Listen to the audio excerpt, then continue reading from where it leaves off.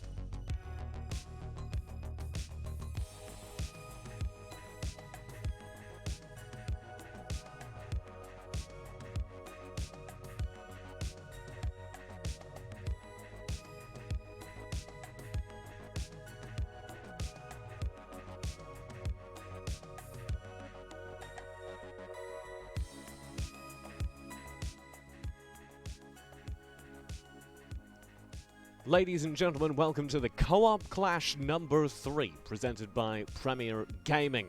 My name is TJ, joined tonight by Devil Heroes. And we have an exciting 4-game show match series ahead of you. How are you doing tonight? Oh, rough! You may have accidentally muted there, Devil.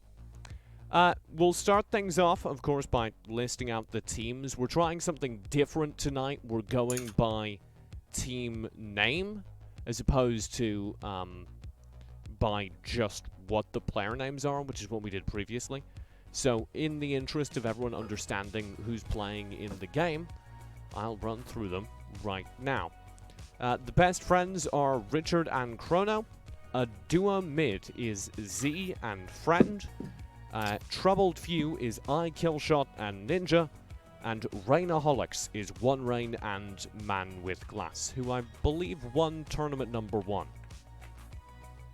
Yeah, they were close at least, and then so I think Troubled Few and Rainaholics were both in the first co-op clash we played, so it'll be exciting to have them back for sure. We've also changed up the scoring since that first comp clash. You can tell me if this was true last week, but to run it through, we're playing 4 games. For each of them, we add points to the player's score. The team in first place, we take the remaining HP, that's added to their score. They also get a bonus 50 points simply for placing in first. The team in second place gets 25, the team in third gets 10 points, and in fourth, they get nothing. Is that the system we used last week as well? Oh no, Devil, you're cutting it out a little bit. I cannot hear you currently. I actually think I really like that system. The system we used during week number 1 was that we just added team HP. But my big problem with that, and what quickly became apparent, was if you won games 1 through 3, it was real hard to upset you. But I think we've started, so if we can jump in. Oh. The matches are just starting up, so we'll be just in time. Good call. But yeah, we started the system last week. Had a few technical difficulties, so some people might not know the rules. So it's a good thing we went over them. Here you go. We're into game. We've missed the first AI round, so sue me, but we haven't missed much. Is there anyone coming into today you're keeping an eye on, Devil? Well, ATF and Ninja, I believe they oh my gosh. They took one game in our first co-op clash, so maybe ATF will show us give us another victory here today. iKillshot and Ninja, yes, on the top of the board. Yes. I think ATF is a clan tank, but it threw me off. I understand why, because it's like the big thing there at the front. Yeah, right they, at the of course, top right now. are, as a team, Troubled Few. Oh yeah, I should have said that. We also have One Rain. He played really well in the first co-op clash as well. And I know Friend's really been practicing from a duo mid. So he's excited to be here as well. The big thing that I'm excited about coming into this will be how the newer players perform, because this is what, the 4th week the game's been out. Yeah. So I think we're getting to a point where a lot of people have a handle on the game, and I'm very excited to see what comes of that, if we see any new and interesting strategies. Speaking of, I'm looking at Z's screen right now. He's already got 3 goblins. And actually, a lot of people, he's against Man with Glass, a lot of people are going for this goblin buff early on. The reason that's now viable, of course, is because of the last change, the last patch. Goblin buff, 2 goblin buff now gives plus 15 attack speed to everyone, plus 35 attack speed to goblins. Yeah, so Goblin's extremely strong early, and it It's basically just a better beast buff at the moment. So you're gonna see a lot of them, and they're relatively strong, low cost units, so they can fit in almost any team comp. Uh, I think we have a few teams actually going right now. They just swapped off, but then the other thing I'd like to look at is on the top Killshot on team A Troubled Few. He's running the Warrior Fury comp right now, and this is like this early game is insane right now. You have the buffed Warrior buff, and then Fury, and then the Fury shield. So they're gonna be able to like sustain through like almost anything now. Yeah, I was playing with my friend Capriel on my stream earlier today, and I have an ongoing problem with furries. I'm gonna be honest, they make me a little bit uncomfortable. But damn, do I like the buff that they give me in this game. It just seems so powerful during the early game, and now that Ryder has been taken down a notch come late game, it seems insane. Yeah, I actually gave him a little bit of caster's curse there, unfortunately, Yeah, so he ended he up lost losing to the the Goblin round. But Rushdown just as we were talking it up. yeah, but it still is strong, you know. But like we also mentioned, the Goblin buff now is extremely strong as well. So Hmm. it And you looks were like you were talking up as we were heading into today, the warrior setup as well. Come late game, a lot of people are siding away from the riders that were so previously dominant. Now they're pulling out the warriors as well. I would say it's a mix there. If you're not going full committal to something weird like Alan.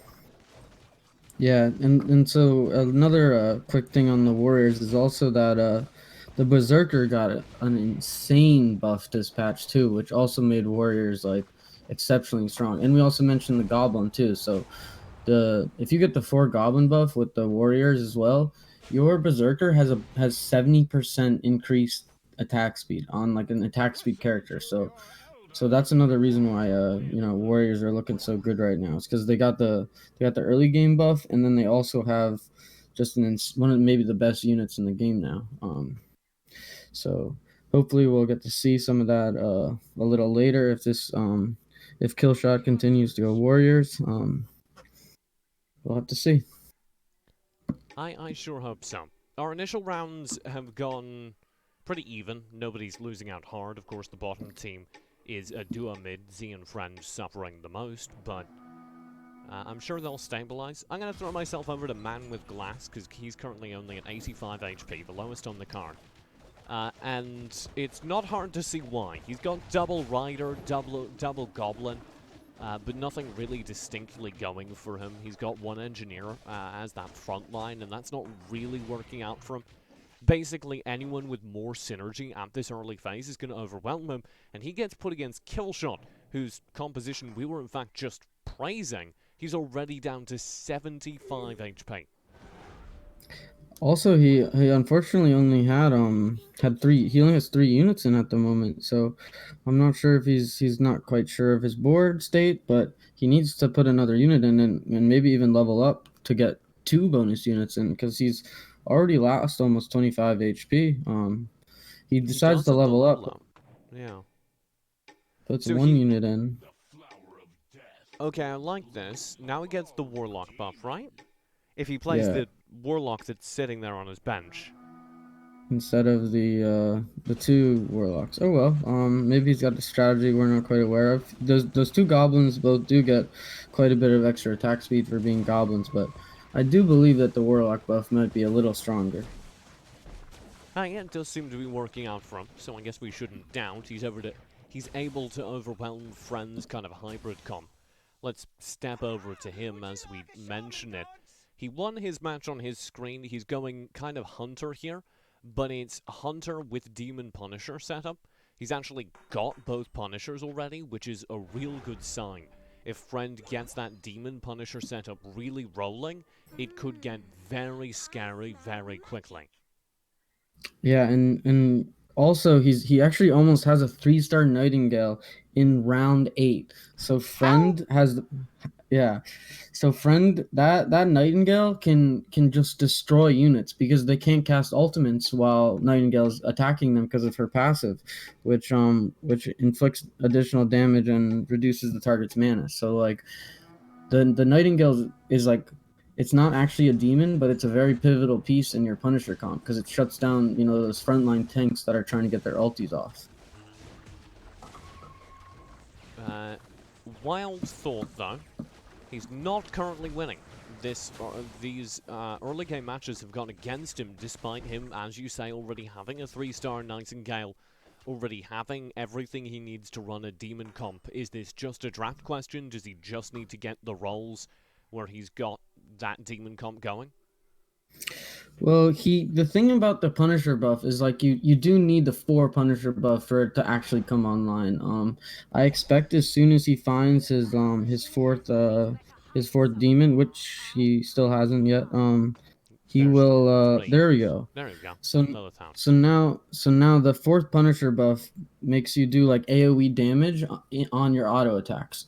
So essentially you're doing 200 if there's units all around one, you're doing like 200% auto damage. So like you're doing so much damage once this comes online. So I fully expect him to start winning these rounds and possibly win streaking. I'm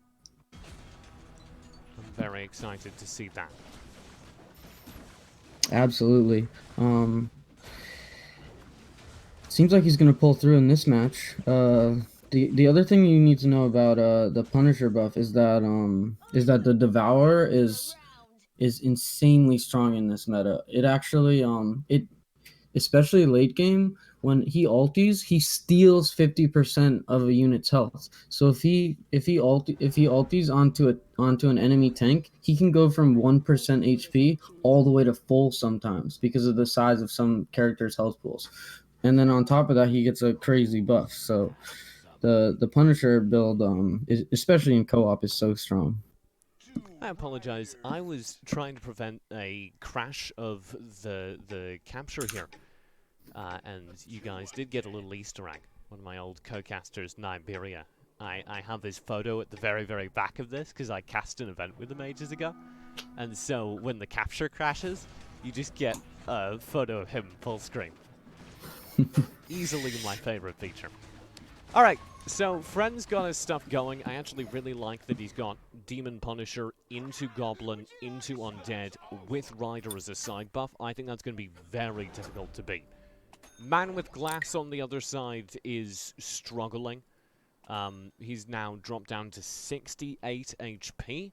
His setup is Warlock with Goblin and Rider. He could lean towards Punisher if he wants to, but I don't see it working out. Yeah, he's still got the two totem faces in the game, and to be honest, totem face isn't that strong of a unit, so it's a little unfortunate that he's got 2 in, but they do provide quite enormous CC. At the same time, though, his partner is only giving him a cyborg, which is probably not really helping him too much. So this is where you really need the communication going on, because Rain actually has 5 riders, right? So he has the ability to bump if Man with Glasses took out one totem face and put in one of his riders, then one raid could pass him another rider, and he'd have 4 rider buff, which would save him, right? Exactly, that's what I'm thinking at least. And he does. Oh no, he doesn't have a rider currently. Or he could just give him 2 riders. He could just give him 2 Yes. riders as well. Either way, So sometimes you might have the nice 2 stars that you're giving your partner, but the synergies can help even more than just the 2 star. So that's something he can be aware of. Right now, Man with Glass more than anything else needs a backline. I think, because he's getting that cyborg pass to him up front, but he's just not doing enough damage during these rounds. Yeah, because the totem phase is a CC unit, so it's not pumping out enough damage. Double Nether Prince may change that, especially with the lifesteal. It adds up a bit, but Still, as soon as the units manage to aggro him, he's gone. Even though they need that backline, I do think you're right about passing over those riders, though, because simply adding them to his front line would give those Nether Princes a little bit more time to work. Absolutely. I'm hoping that they stabilize, but it might just be a The thing about this game is that synergies are everything. So if you're using two of the same unit on the board, you're really missing out on possible synergies. So like there's very few units I really suggest doubling up on. The only time I'd really ever say you want to double up on a unit is actually when you only have one demon. If you have one demon, you won't actually get the negative effect of having two demons if you have the same demon in, because that's almost like a synergy in itself, like running the same demon twice. But unfortunately he actually is kind of doing that, but with the Nice. Nether Prince. Unfortunately, the two Nether Prince comp doesn't work out, and Man with Glasses dropped to 40 HP. One Rain loses that round as well. That team is now seriously struggling. Let's direct our eyes to the top of the card now. I want to give a shout out to Chronono, who is dominating. He's doing so with 4 riders, 4 hunters, 2 undead, 2 beasts, and a demon for a side. That's working out real well for him. He's getting past part of that undead buff by this famine that's being handed to him by Richard. I really like that teamwork. One of the riders is actually, that's a goblin rider, hog rider, sorry, that's being passed to him as well. Yeah, and the goblin rider's giving him it's not giving him the hunter buff, but it's finishing out his rider buff, and the goblin the hog rider also benefits from it too. But the key I believe honestly in his comp is that 2-star Kraken, and that's also going to really help out his teammate as well, because the 2-star Kraken is absolutely absurd right now. She was just buffed quite a bit this last patch and is pretty much a pickup in every single team comp right now. And the fact that he's also running hunters on top of it means that he might go undefeated this game, honestly. Yeah, I'm a little scared for the other 6 players, the other 3 teams.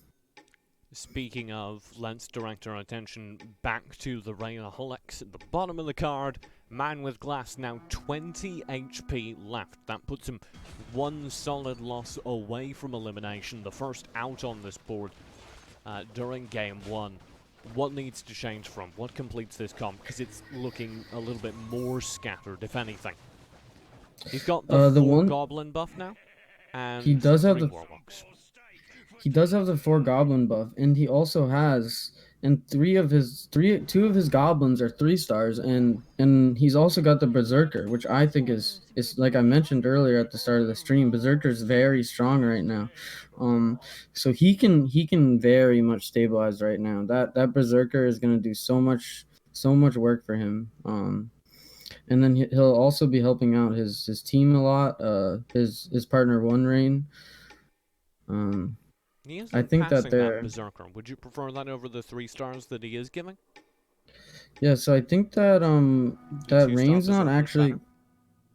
Yeah, so the Hog Rider isn't actually giving Rain a bonus night buff if you look, because Rain's only got the 3 rider buff right now, so giving a 2-star Berserker over to him along with the Totem Face, or the Hog Rider and the Berserker, but the 2-star Berserker is absolutely monstrous, Oh, he ends up losing to Chrono. The siren stuff is just so powerful. You can see the damage coming from those backline hunters over on Chrono's composition. Man with Glass now 11 HP. Yeah, they're not looking too good. Chrono is also now the first person to hit level 8 as well. So not only does he have a dominant team comp, he's got a 50 gold eco and now an extra slot on the board. Ninja levels up to 8 as well to compete with him a little bit. This is looking great for the rest of our teams, TJ. And yet, not so great if you're a giant fan of the Rainaholics.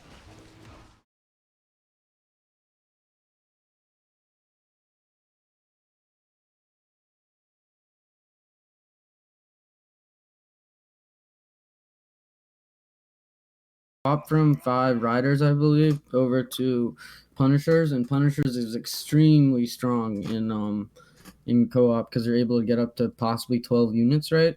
And so the thing we got to remember about co-op is like you don't need both players to win. You know what I mean? So technically, right now, Man with Glass is giving him 2 extremely strong units, right? So if Rain's able to run with this, his partner's giving him the Goblin synergy by himself, so they can definitely still pull away with a W, in my opinion.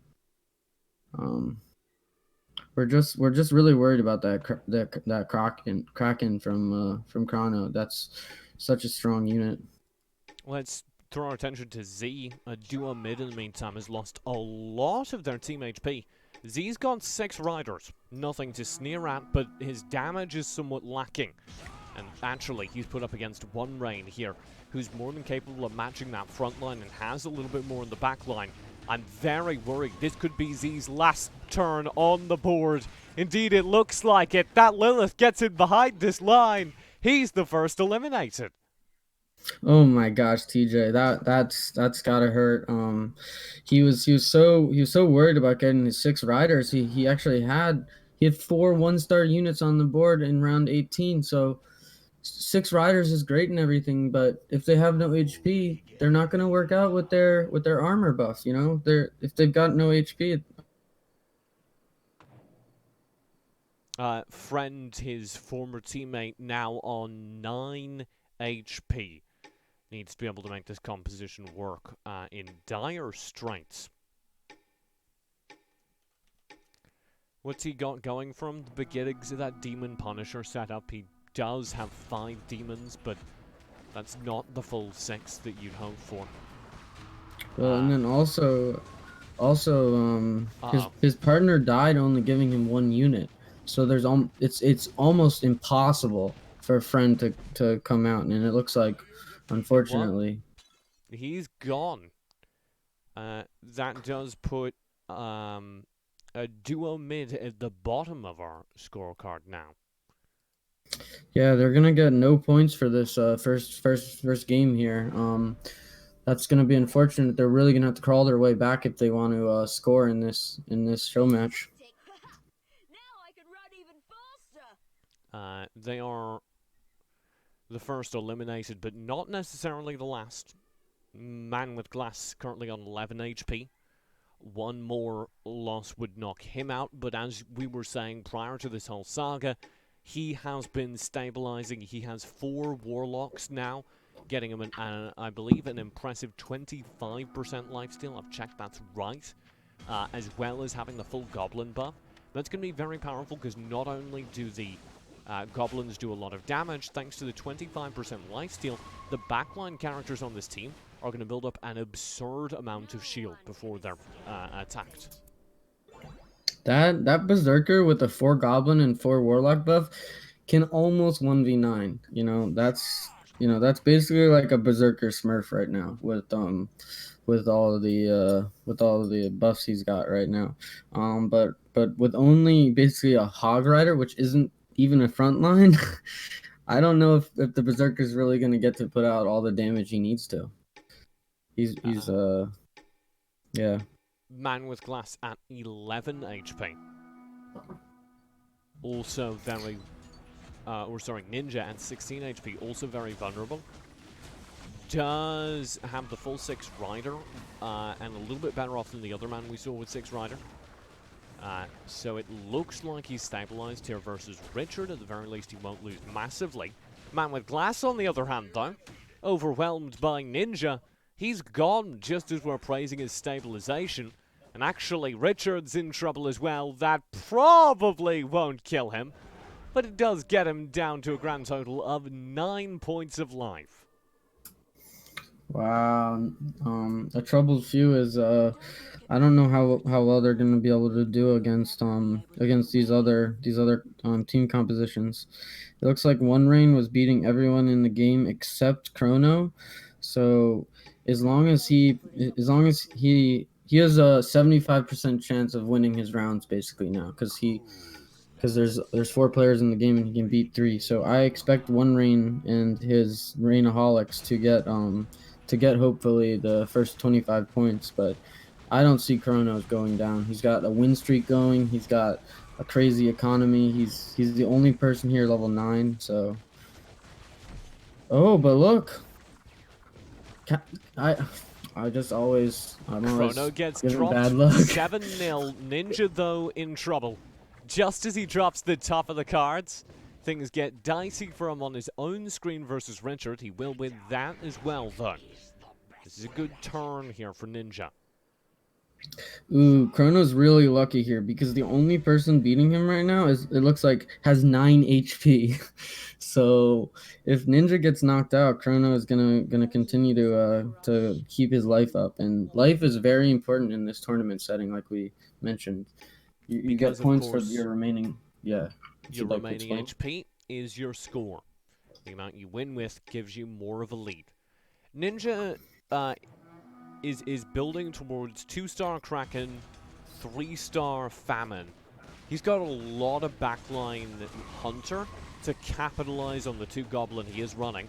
Unfortunately, that's not safe from AoE damage, as One Rain reminds him. I don't think he has a turn for this. You can see that Hunter working away, the Famine trying to make things happen. Buddy Cobb! And just like that, Ninja is off the card as well, making One Rain our new lowest HP member. One Rain's got his work cut out. If he or iKillshot drop, they're out in 3rd place. Both are the sole remaining representatives of their team.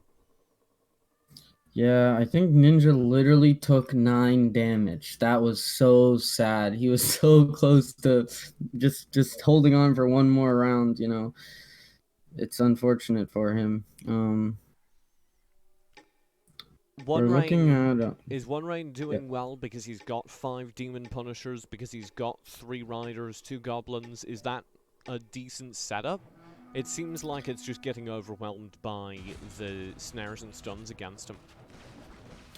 Yeah, I mean, I just really don't like this Steel Fist in the top left. Like it's not that great of a unit in the first place. You know, it's a one cost 2-star. Like you can pretty much put in like another demon, to be honest. And he might be out here. He is. The Rainaholics in 2nd place. That loss gives them 25 points to work with. That's something at least, TJ, but I don't think it's what they wanted. Especially with the first place team possibly coming in with, you know, they might have over 100 points after this first match. That's a colossal lead. We'll have to see how it continues. We've got a PvE round ahead of us, so maybe iKillshot's gonna get some of the units he needs. He's almost got the Misfortune to 2-star and the Martial Lord to 3-star. So you know what I'm gonna do that I did last time? I'm what gonna are pull you up the thinking? calculator app on my phone. Ah, smart. Because you know what I am? I'm not proud. My math's not the best, and I'd rather not be incorrect. So, Yeah. iKillshot in trouble, but even if he goes out here, they still get 25 points for 2nd place.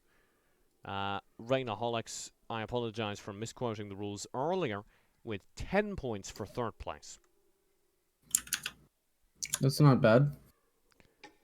Duomid is, of course, already out with 0 points. iKillshot, if he wants to make a turnaround here, I think it revolves around getting a little bit more damage from his backline. Right now he's got a 1-star there, and what he has aside from the 1-star is relatively low DPS. That worries me. Yeah, it does. She can't pull up their damage charts right now, but I think that this might be his last round, to be honest. There's a lot of 3-stars from Richard's board. Oh what my HP? God. He By the lives skin on! of his teeth. Okay, what are the Jeez. changes you make this round? He's just burned everything for another level, played a Dragoon. That gets him the Rider buff off the Unicorn Cavalier that's being passed to him by his ally. It So also gives him a human buff, right? I think he had the 2-star Dragoon in right now, so he's trying to just put his best unit in. Dragoon is a strong unit, so this should stabilize him a little bit. So if he's able to win here, nobody else has any gold, so he'll be able to win for quite a while. We'll have to see how things go. Will this 2-star Dragoon help him out enough? What do you think? He's versus Richard, so not the person he lost to last time. You can see that 3-star Famine just absolutely brutalizing things, but the back line of iKillshot is now on the front lines, and it's able to turn things. Very nicely done. iKillshot wins a round. Unfortunately, as I'm sure he knows, he's a 50-50 chance of getting put up against Richard or Chrono. Chrono devastated him the last time. They don't even need to do that. 1-round win is enough to put him out of the game.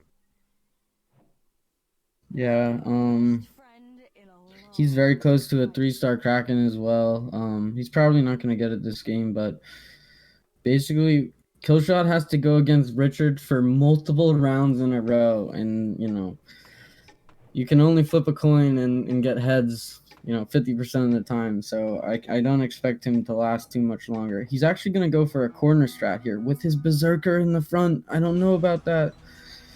We'll see if that Berserker can just HP tank. We'll see. or lifesteal tank. Alive so far. There's the Warlock coming through. Berserker caught in the Kraken. You can see that Kraken ult snaring his entire team, and the Berserker's gone with him. The line. That will be it. Goodbye, Killshot. And goodbye, everyone that looked to face that first place team. Killshot is dropped to Troubled Few, gets second place. The best friends of Richard and Chrono leave that round with over 100, I believe it was. Did you catch their HPs as it dropped? Yeah, they had 138 combined, 54 and 84. I didn't see Richard's HP drop before the... Oh, no, wait.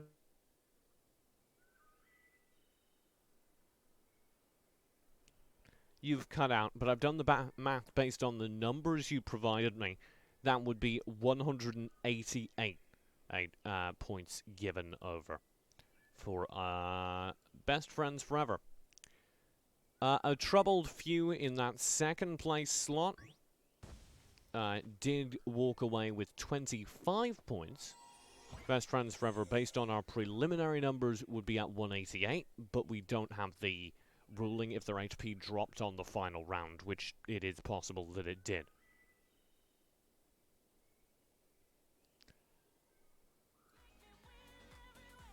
Thoughts coming out of that first game? Uh-oh. Just a little update. I'm trying to ask Richard. I saw I don't know if he actually knows his HP, but he did technically lose the round right before the game ended.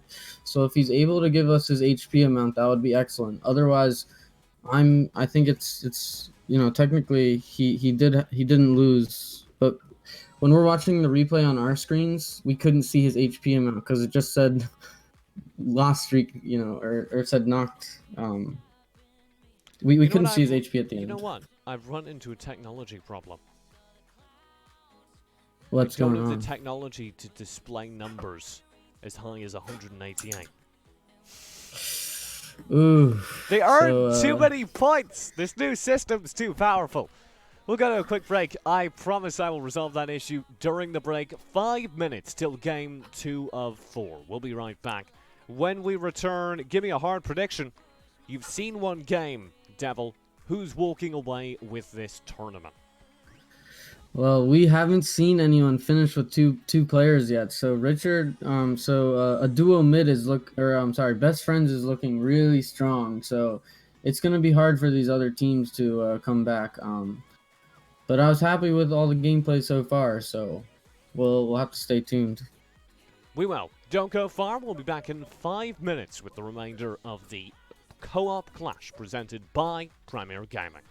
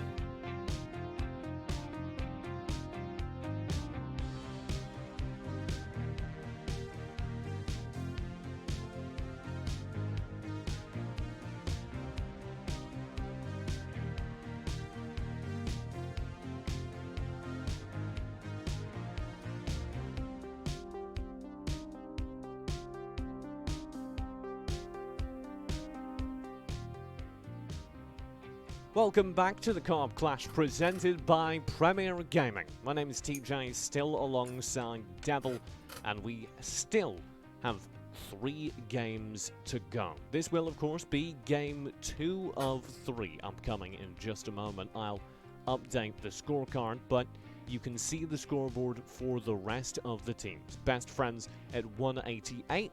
A Troubled Few at 25, Rainaholics with 10, and Duamid sitting at the bottom of the board with 0.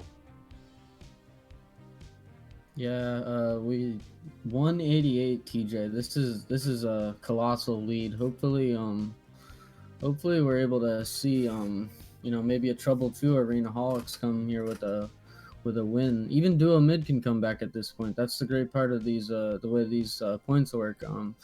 If you play really well and your partner does as well, you can get a momentous amount of points. Yeah, the way it works for anyone who's just joining us, our scoring system is as follows. If you get first place, we give you 50 points by default. We also give you a bonus amount of points, that is the amount of HP you and your ally have combined. If you come in second, you get 25 points flat. Third, 10 points flat. And of course, fourth gets nothing. So, for instance, because of how dominant the Best Friends were in that last game, they got the flat 50 points and then added on to it. It'll be good to follow this further. We're just another thing on the how this tournament is run too. Like I just really enjoy the fact that there's teams, so they're like playing off each other.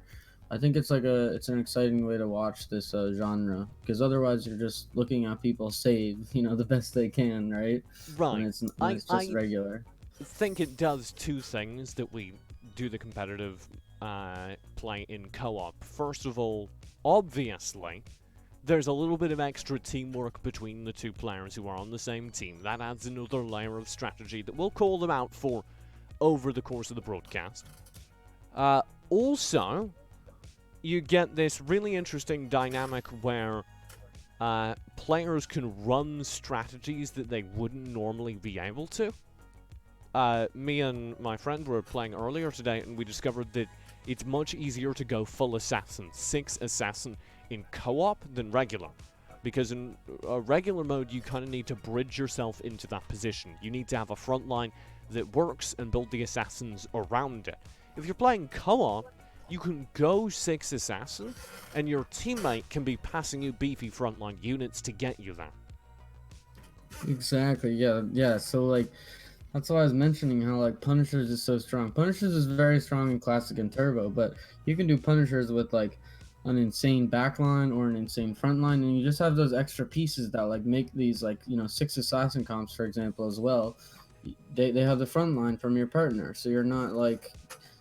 It allows you to, like, fill gaps in some of these compositions that you wouldn't be able to do with just 10 units. And even early game, you're able to have 2 extra units at this. You start with 4 units instead of 2. So there's just so many different. It's almost a different game.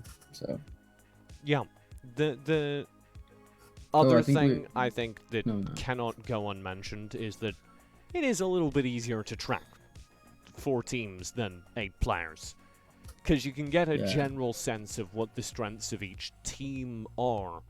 And because of that, you don't need to necessarily be able to follow every single player, which makes it a little bit easier to pick things up. Absolutely, I totally agree. We were talking prior to the cast about some of the most recent updates. I've been playing it a decent amount, but one of the things that's most interested me, and I was hoping I could pick your brains about, was how the shift in front lines has gone about. We've seen Riders still viable even after a pretty massive nerf, but also a lot of other frontline characters, a lot of other compositions, it feels like, have become as viable as the Riders used to be, because the Riders are knocked down a notch.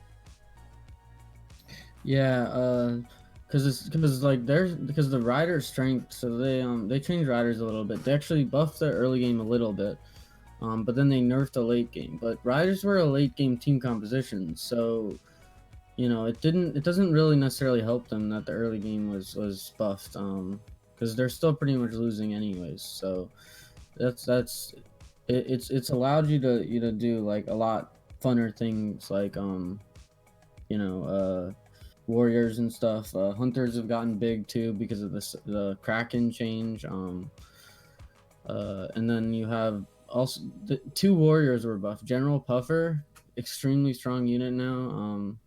His ulti hits 2 units and does damage, as well as the Kraken, which is a hunter, but she's also frontline too, basically, because the closer she is to the enemy team, the more units she CCs. So, we've got a big change up in how things are working, like you said.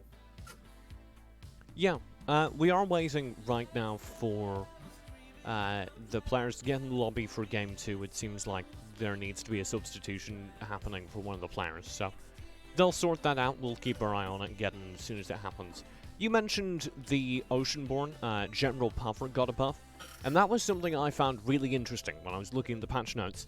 I'm sure the numbers, at least my experience, back up the fact that nobody's really playing Oceanborn. The reason for me for that was that their units were bad and their buff was bad. What Tencent seemed to have done is hilariously overbuff their units, but leave their buff at a pretty lame place. I don't feel like I want the racial passive of Oceanborn, but I do really want a Kraken. I do really want a General Puffer now.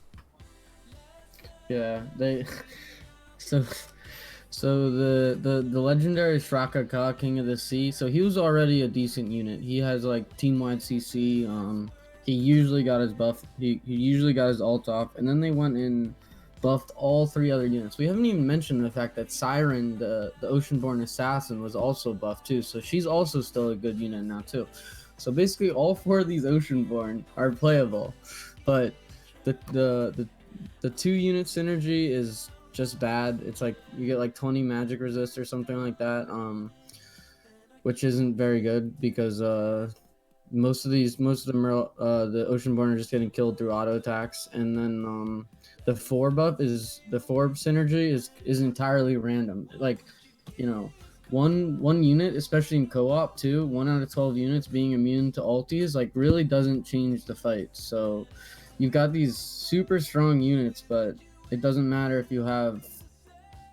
The buff isn't actually part of like the calculations on why you're running them, which is interesting, honestly. Do you think it's worth it to run these powerful units when their buff is so thoroughly mediocre? Yes, but like if you have if you can get other synergies though, those are, in general, the synergies are going to be stronger than single units. So like you can run the General Puffer early, definitely. He's very strong. If you can get him to 3 stars, you'll keep him in, but you don't need to keep in the General Puffer just because you got a Kraken. You know what I mean? The Kraken by herself will do the job. The Oceanborn, you shouldn't even really think about. It's a bonus now.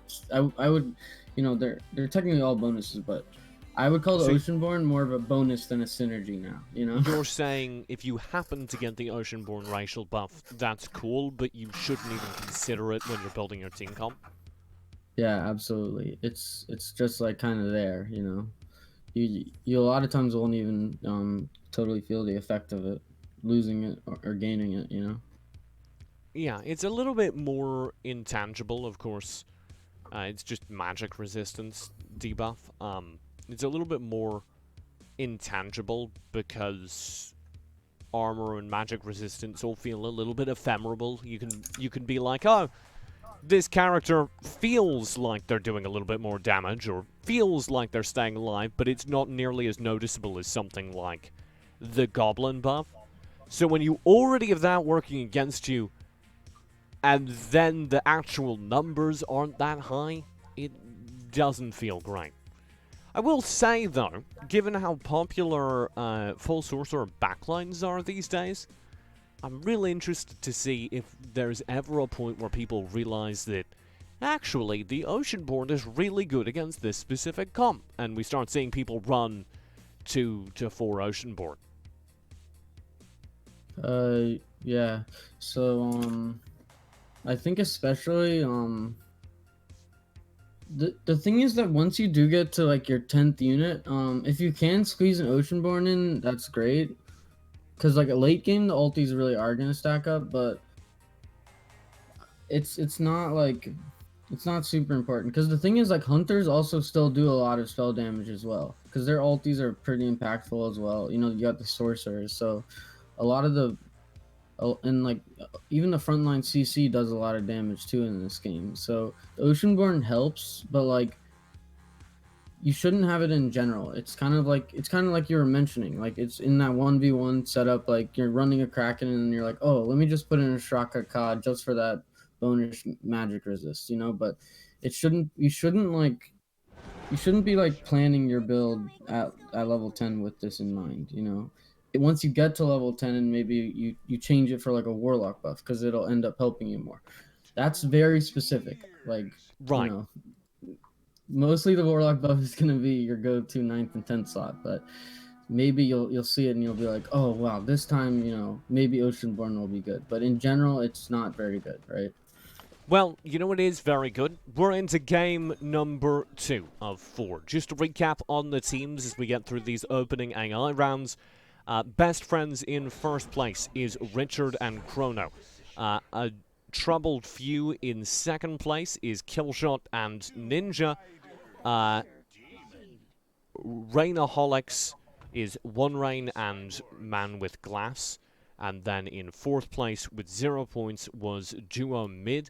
That was Z and Friend. We had a substitution. It is now Z and Koopkin. Yeah, so we'll have to see how this goes. I I I don't think Friend was out first on the duo mid, so maybe he's having some phone issues or something. We'll have to see. Let's start things off by talking about the reigning champions, best friends. Richard has already got himself started off with a little bit of an engineer start, actually quite a good one. And then Chrono's passing him currently 2 riders for the rider buff. That'll be the Hog Rider, which he's got a second Goblin to back up, and the Scourge. I actually really like Chrono's build right now. I think Chrono's doing real well. As far as Cyborg Assassin, I think Richard's gonna have to sell me on that one. Yeah, Cyborg Assassin is it's all right, but I'm still not crazy about cyborgs. It is strictly alright. I think there are a couple cyborgs that if you get them real farmed up towards the late game, they become borderline unkillable, and their 3-star versions are some of the best frontliners in the game. I think there are a couple cyborgs that if you get them farmed up in the backlines, the 2 legendaries, the Ultimate Weapon and the Terminator, they are unstoppable. I would even go so far as to say the Hunter, the ranged... I forget what it's called, but the ranged Hunter on the Cyborg side is one of those crazy good classes, and if you can get him farmed up late game, he's probably the best Hunter. But I don't think they as a class are viable. Yeah, absolutely. Their buff is honestly garbage. Like think about let's just think about it this way. You increase ally cyborg's armor by 75 and regeneration by 30, but like some of these units have almost 10,000 HP. So like what is 30 HP a second? So it definitely needs, you know, a big look at to With make it the engineer viable. buff, health regen can be, what, 150 a second? Does that Yeah. change the calculation? Maxed out engineer cyborgs, do they feel good? Maybe if like what I really want them to change is that it just affects your allies, you know. Right. So when it goes, if it goes to allies, then we're looking at, you know, a tremendous, you know, maybe even it needs to get nerfed a little bit. But for now, especially in co-op, it's only going to affect half of your team, right? Because you can only have like 6 mechs and 6. I guess you can have 7 mechs, but it's just not. It doesn't have value to me for a late game, you know, synergy. Quiet disappointment in the cyborgs. They are doing real well, though. Mostly off the back of this rider buff, I suspect. Let's pass things down to the people that are suffering the most, as we love to focus on them. Actually, I'm going to hang out here because I think Richard's about to lose to Man with Glass. There's a full swarm coming through.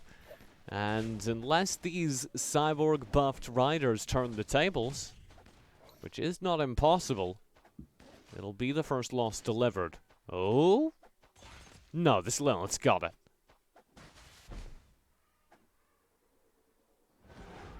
Wow. Man with Glass is on the bottom side of this card. He did already lose one of his rounds, but his partner, One Rain, is the furthest behind on the board. It's 78 HP. He's got himself 3 riders starting things off. Only one of those, or sorry, none of those are getting passed to him. He's got them all at 1 star. He's getting past a 2-star Ice Tusk by his ally. That's giving him the Beast buff in synergy with that Marsh Lord that's also getting thrown his way. He doesn't really have a direction though. This is some riders, not much else. Yeah, I think that they might not be aware of like the power of like warriors in this patch, so they're still looking at the riders a little too much, which they're still not bad like we said, but you don't want to force them every game, you know. We'll have to see like where their comps evolve into, but for now, can't say I'm too impressed, you know. Yeah, this is a rough start. If they can get the levels up, then they should win the mid game, but they need some good stars for that. They just need some good draws. One Rain's, I think, in a real tight spot right now. He does level up, so he's the only one who's level 6 right now. So hopefully this allows him to start stabilizing a little bit. But because of that, he's sacrificed his economy, and he should be the only one besides Z that doesn't get the extra interest this round. And that really does add up, you know. He's won his round, though. The extra Demon Rider on the board, the extra Scourge, did make the difference. He doesn't go down there. Chrono, at the top of the card, did get defeated on Z's screen by Z's composition. That is interesting because Z is currently running the cyborgs we scorn so much. 5 cyborgs out of 6 already. Not bad at all. Getting past double beast buff by his ally, Koopkin. He's got 3 engineers as well. If he can get that one of those final 2 engineers, those of course are both the legendaries, then he will be doing real well. He will be almost unkillable. I just want to take a look at Koop Kid real quick. He's now our lowest health player, and he's doing something that I see quite a bit of people doing. So we talk about synergy all the time in this game, and of course, you know, now I'm talking about him, it looks like he's actually gonna win his round. But the synergies are great, but you don't want to force some synergies. Okay, never mind. He does end up losing. But like, you know, forcing something like elves early when you have no front line, like, it doesn't really matter if your units dodge if like they're all dying at the same time, you know. It's Right. good to have synergies, but especially the elf synergy early, it's not gonna do like a whole lot for you. It looks like he's abandoned the elf synergy. He's instead going for Beast Druid. And I actually don't mind that because he already has 3 summoners. And he can just play this Undead Misfortune, get the Warlock buff. That'll get him places. I think he's doing alright. Yeah. I'm actually quite happy he did that. The two extra summons should really help him out more than the elf buff. But and then another thing I want to mention is that like sometimes I see people like use their jellies early. Like technically he could use his jelly on this Ice Tusk and get it to level 2, but like your jelly button is like an oh crap button. I don't really want to see you using your jelly until like you go below 40 health. Because like that's when you start to like be like, all right, well I have to level up this unit, like I have to do this. But like before that, you don't really want to be like You don't want to be your jelly is literally the best unit in the entire game, like hands down. So like that shouldn't be used early, especially like in this example, like on an ice tusk or something. So Um, Shout out as well to KoopKip's lineup. A lot of people don't realize it, but the werewolf does count as a summoner, which makes him immensely powerful because he's, until you get Owlboy, or maybe don't get Owlboy, as he's famously hard to pick up late game.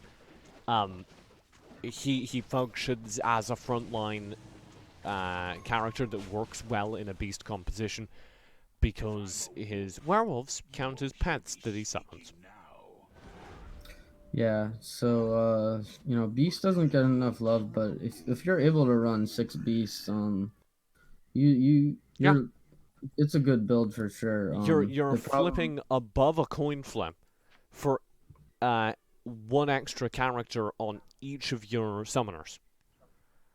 yeah, so 60%. And if you get good coin flips on that, then you're living in a world where you just have extra characters on the board to take hits. One of my favorite things about the beast composition is if you win rounds, it's like 16-0. You like yeah, one-shot people. the Beast actually, when before the Rider nerf and before that we actually had like an Elf and Druid nerf.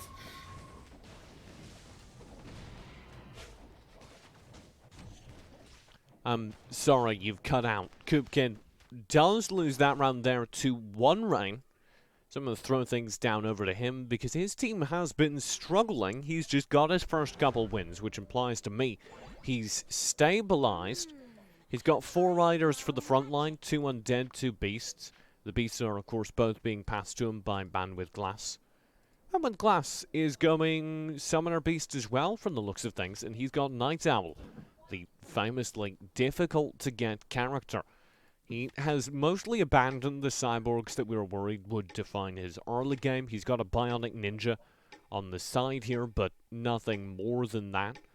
1 Rain alongside him has Rider to act as a frontline, currently at 5. If he gets 1 more, he'll have a real solid frontline. Yeah, he's also got Man with Glass has also got the Assassins, so when I see like anyone in my games with an Assassins, what I kind of start to do is I just put one of my tanks just in the back. So like technically it's like not it's a little less inefficient for the other 6 players I'm against, but it really does help in that one assassin matchup like a whole lot. So we might start to see some people do it. There's also, especially when you're running things like hunters, if you put your hog rider in the back when you're against an assassin, the hog rider, when he dies, he stuns the assassins, which saves you a lot of time. So, and he's a backline unit against the other troops. So we'll see how people start to adjust once they see the assassins. You were worried about Coop Kid, and you seem to have been right to be Devil. He's currently got a grand total of 37 HP. He'll be trying to turn things round with this beast composition we were highlighting before. He's now got 3 warlocks as well. He did just draft the owl. If you ask me, he should have pulled out his undead warlock and played the owl. Just Yeah, to have the extra absolutely. summoner on the board. Yeah, you don't need the 3 warlock. Having 3 warlocks is just I don't like 4 warlocks, to be honest. You only get. I don't even think you want to ever like be saving to 4 warlocks.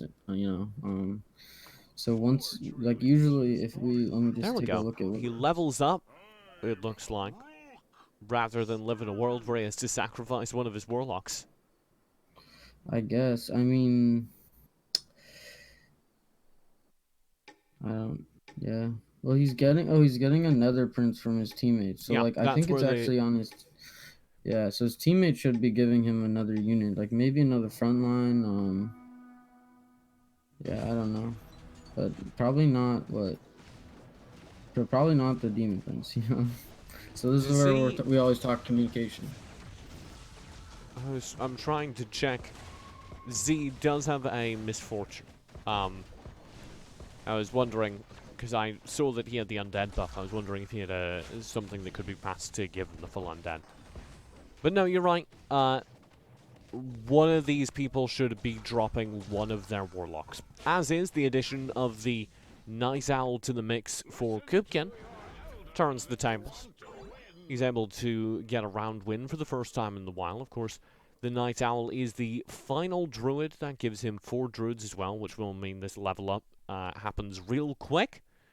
But it does also mean that he's now living in a world where he needs to get those level ups on his druid, and he needs to have more summoners than ever. I think he wants the beast buff to complete in order to win this game. He's basically locked into this composition from here on. He just needs to get his level ups.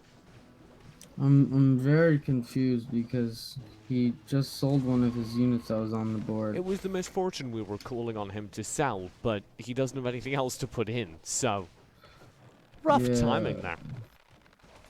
Unfortunately, it was a PvE round, so he'll get through this. Maybe he locked his board. Unfortunately, we can't see the boards, the stores they have, but I think he was also trying to get interest on that round as well. So now he's there you go, he's gonna 6 come beast. online now. Yeah, I'm really happy about this. I think he can really start to come back now. 6. Oh, and he got the evergreen. Yep. 3 stars. So they're gonna really start rocking and rolling.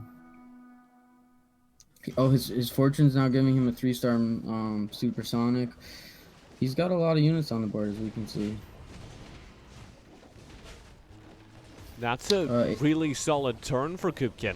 I particularly like the Warlock buff with the Beast Druid composition, because it gives all your summoners a little bit more tankiness, a little bit more chance to summon more pets because of that lifesteal. And he actually ends up shutting down Richard with this new team comp he's running. And shout out to how much damage the Beast comp win does. Richard doesn't just lose a round, he loses around 14 mil and is dropped to 51 HP. You mentioned this earlier when we brought up the Beast comp. Like, when the Beast comp works, it works. You get slapped. Like, yeah, that's a geez, that's a lot of damage. It's hard to even express in words. Like, that's the 14. slogan. Beast comp. Yeah. Jeez, that's a lot of damage. Yep. We still got Chrono. He seems to be like, he's at 100 health up to around 17 in both games. So oh my lord, he's definitely doing something right. Z survived that round on 1 HP. 1 HP. So he's struggling now. Kupkin at 7 now. Oof, I don't know how. This is what we're saying. Like, he's looking for this cyborg, and the thing about cyborgs is you can't even get your legendary unit until you get to level 8, and then you only have a 1% chance on each of your 5 rolls. So it's just not ideal to go cyborg, especially if you're losing and you're re-rolling constantly looking for units. I really need him, and he's giving his friend he's giving his teammate a 1-star warlock too, for the warlock buff. So when he goes out, Kupkin isn't even gonna have much to work with. Uh-oh, Z. There's the damage coming through from the cyborg indeed, but the Terminator is against him, and Killshot lines up a kill shot. Z's gone. Our first player out in the second match is Z. I don't know. That was he's at least giving his teammate 1 3-star unit, so maybe Kupkin can hold on. Of the things you are a fan of, that was not one of them. No, I wouldn't say I was not a fan too much at all. Ooh, it looks like his teammate was also giving him a Kupkin was giving him a 1-star warlock as well, so I don't know. I do not know. Right. I'm keeping my eye down towards Kupkin, who now needs to make his composition work. 7 HP. He did have full Druid, which I love so much, but unfortunately, he's just being overwhelmed. I think he's overmatched here. Getting played against the first place character sucks, and Chrono will finish him off. Rain falls simultaneously. Koopkid, in his last breath, takes him out 12-0. The Beast Comp works, but only to eliminate Rain. Koopkid's own team is eliminated. Yeah, so that's I despise when the person who just gets knocked out like eliminates me at the same time. So Rain's like, oh, just one more round and I wouldn't have had to face Koopkid, but you know, that's how the cards fall sometimes, and you know, we have 2 players eliminated in that round. Man with Glass, who's on 16 HP, has quietly built up 6 assassins. Just thought I'd mention that.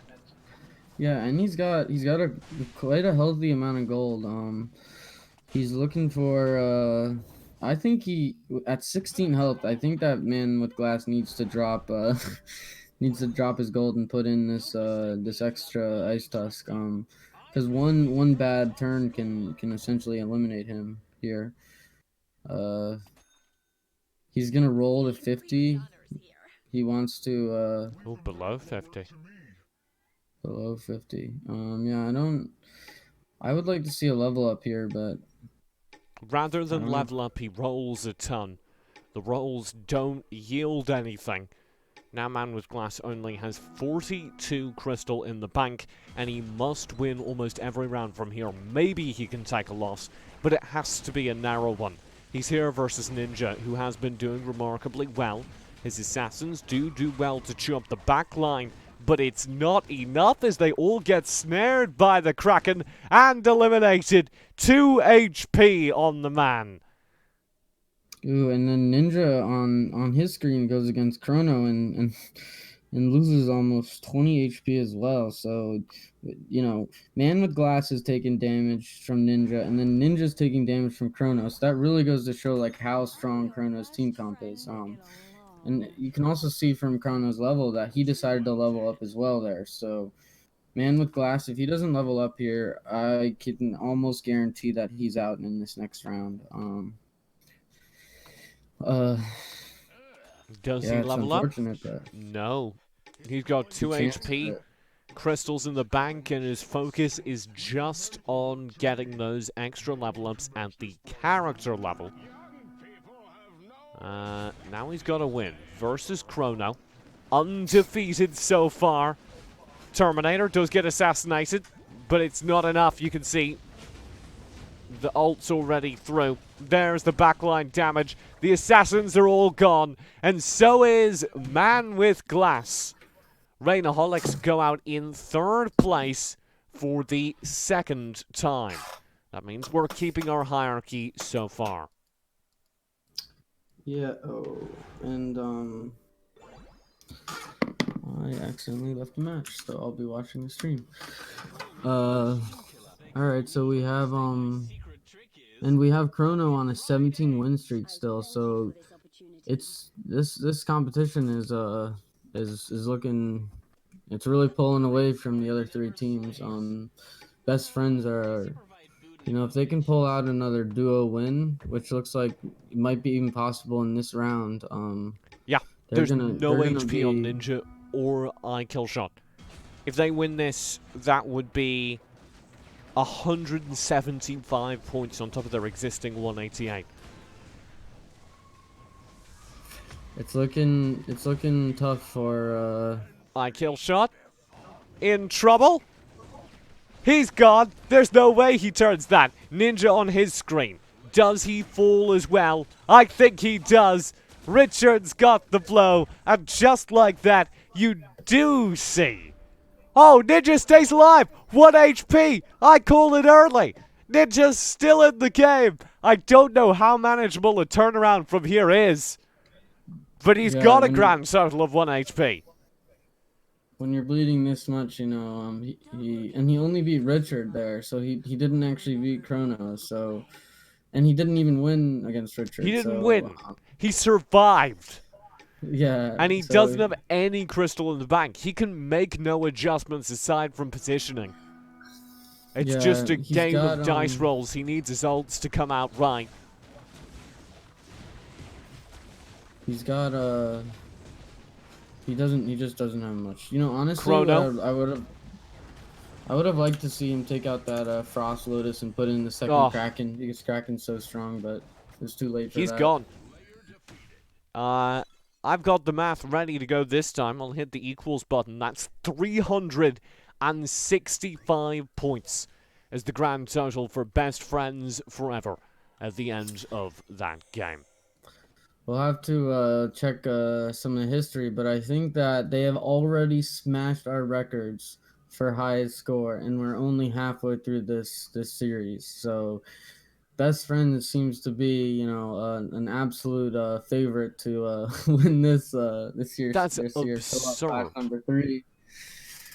Yeah. So what is the highest amount of points you can earn? 250, right? Right. So you could be at 500 technically at this point.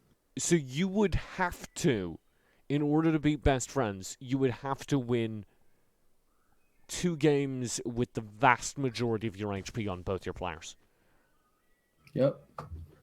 At least 1 game with nearly 250 HP. That's crazy. Hats off to Best Friends. They've done an incredible job. Of course, their players, Richard and Chrono. We'll go to a quick break. It will be about 10 minutes as it's game 2 of the series. The second half of the co-op clash is still to come. Can anyone begin to approach the Best Friends? We'll find out in a moment.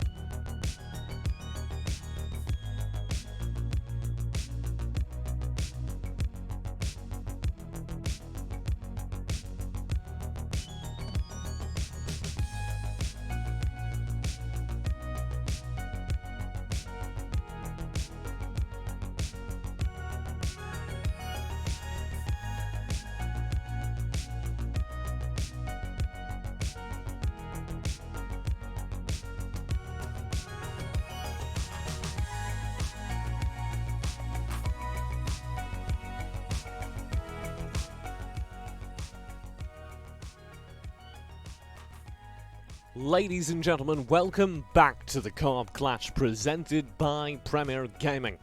My name is TJ, this is Devils. Say hi. Hey TJ, hi stream. Nice, good job.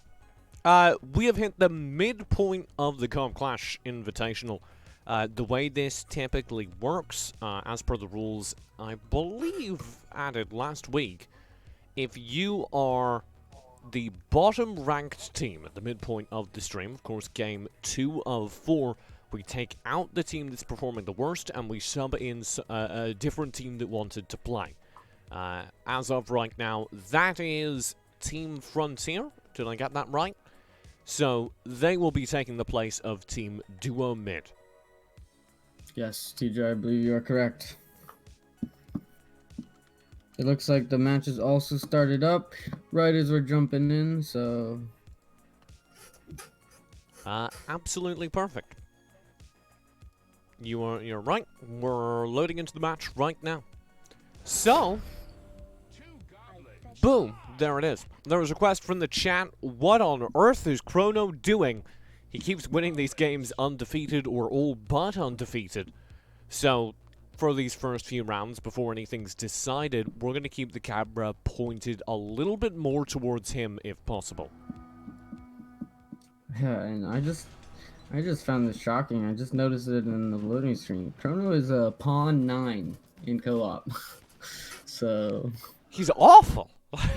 yeah, this guy's either, one of the luckiest guys we've ever met, or just, I just assume incredibly he just skilled. I assume he doesn't get around to playing a lot of co-op.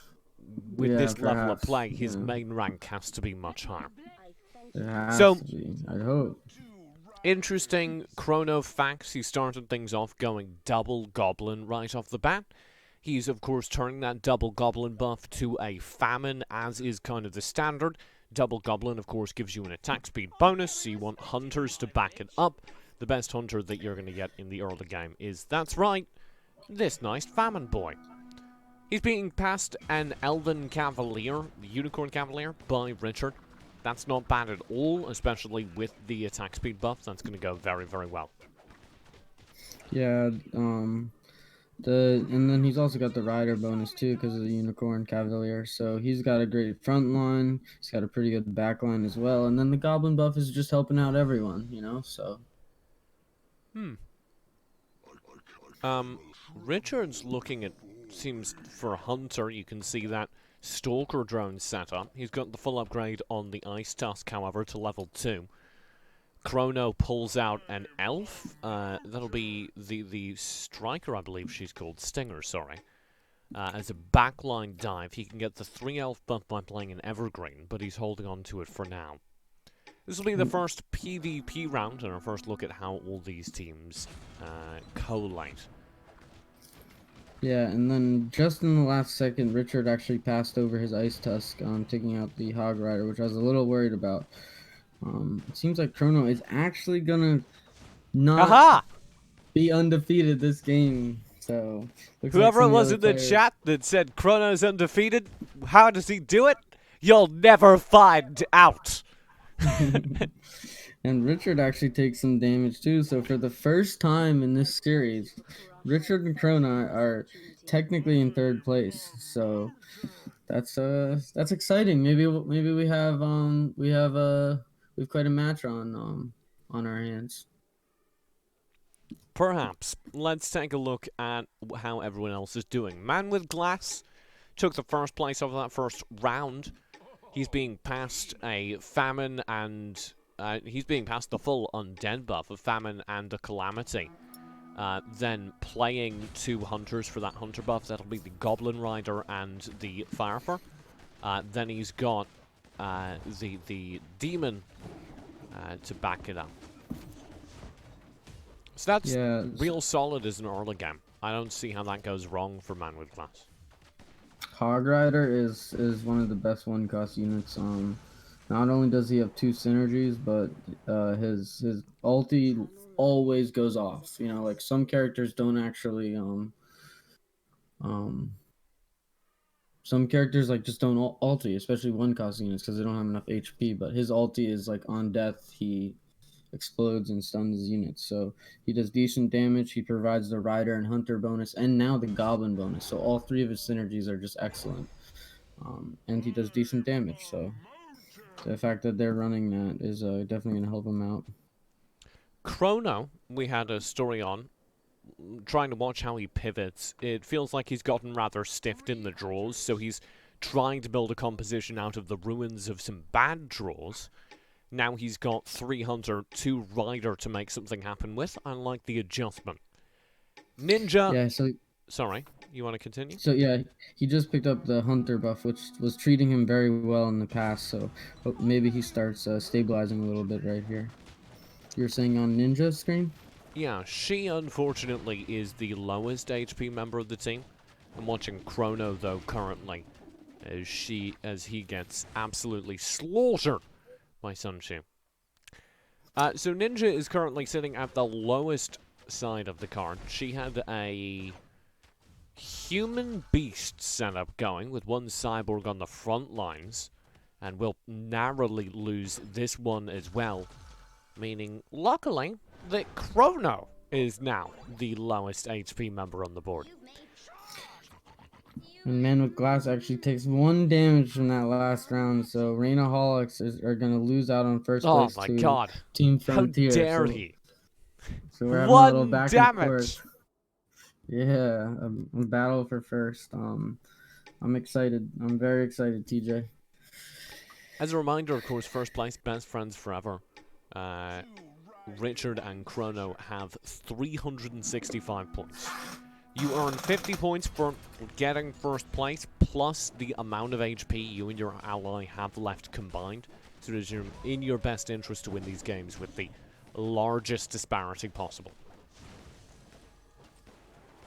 Yeah, who's doing all this damage on Team Frontier's board? I can't tell what unit that is. Ninja ends shifting up the board. One Rain drops down, dragging Man with Glass with him. And Richard and Chrono, the current top of the board best with friends, are on the bottom of this card as they have been struggling. Chrono, we've been watching try to adjust from a kind of rough start. Now we have an Evergreen coming through for a front line. He's still got that 3 Hunter back line, trying to make something happen with a 2-star Famine now added to the mix. Does he have the Goblin buff? He doesn't have the Goblin buff, so they're not even especially receiving attack speed or anything like that. This is a really awkward place to be. He has not gotten good draws, and you can see it. Yeah, we're so the way we run this tournament, HP is very important. So Chrono's playing a smart game, but the problem is that the lose streaking he's doing. So if you actually notice, he's the last person to get to level 5. He hasn't leveled up his XP once, so he's going for a solid loss streak, which is definitely giving him like a nice economy. He's got like some decent units on his bench, but you know, you can't really play with your your HP like you can in some of the other formats. So I don't know how this loss streak is really going to treat him. I really suggest, He does make some shifts. Now 5 Riders on the board to be Chrono's front line. That should make a massive difference. In fact, I think that will put him ahead here, because now the Famine has enough to be unbothered. Just chip away, 2-star, that's going to add up.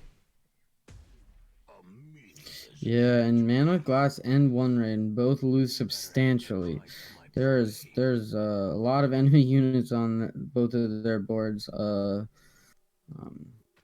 and 7 or 9 and 5 or 6 respectively from Rain and Man with Glass. So they have almost no synergies right now.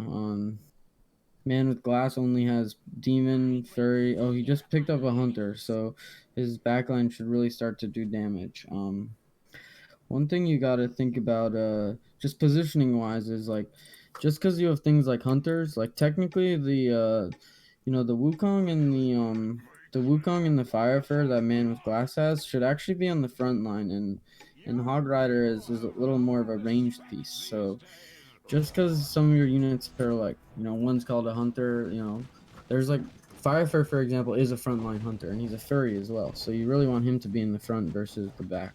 So positioning is not almost, it's just as important as your synergies in this game. So you need to know where to place all your units. Brilliant currently at the top of the card here. 100% win rate. Doing so off the back of 3 warriors leading into the furries and beasts.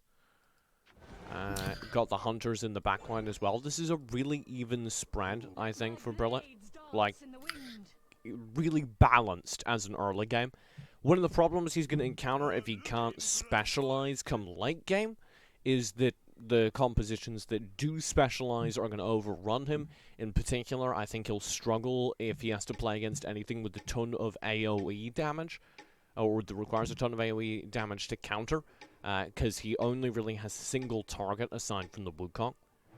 Luckily, that can be resolved. I'd like him to prioritize building into having some warriors up front and hunters, maybe a few sorcerers behind them. Yeah, and he's definitely running a very meta comp at the moment. Warrior Hunter is very good right now. And then his furries are just providing like such a strong front line. He actually levels up his beast to his Horned Menace up as well in this turn, so he's gonna be riding this win streak for a while. Rainaholics though is still struggling. I don't think that they haven't won a round in a while. Man with Glass is on a 5-loss streak, and One Rain is on a 2-loss streak. So what are they looking for here? Let me take a look. They One just don't have Rain's- much going for them. Yeah, One Rain's building for the Demon Punisher comp, as we've talked about. That's dangerous because you need all of them. You need to be able to get to the 4 Punisher to make it happen.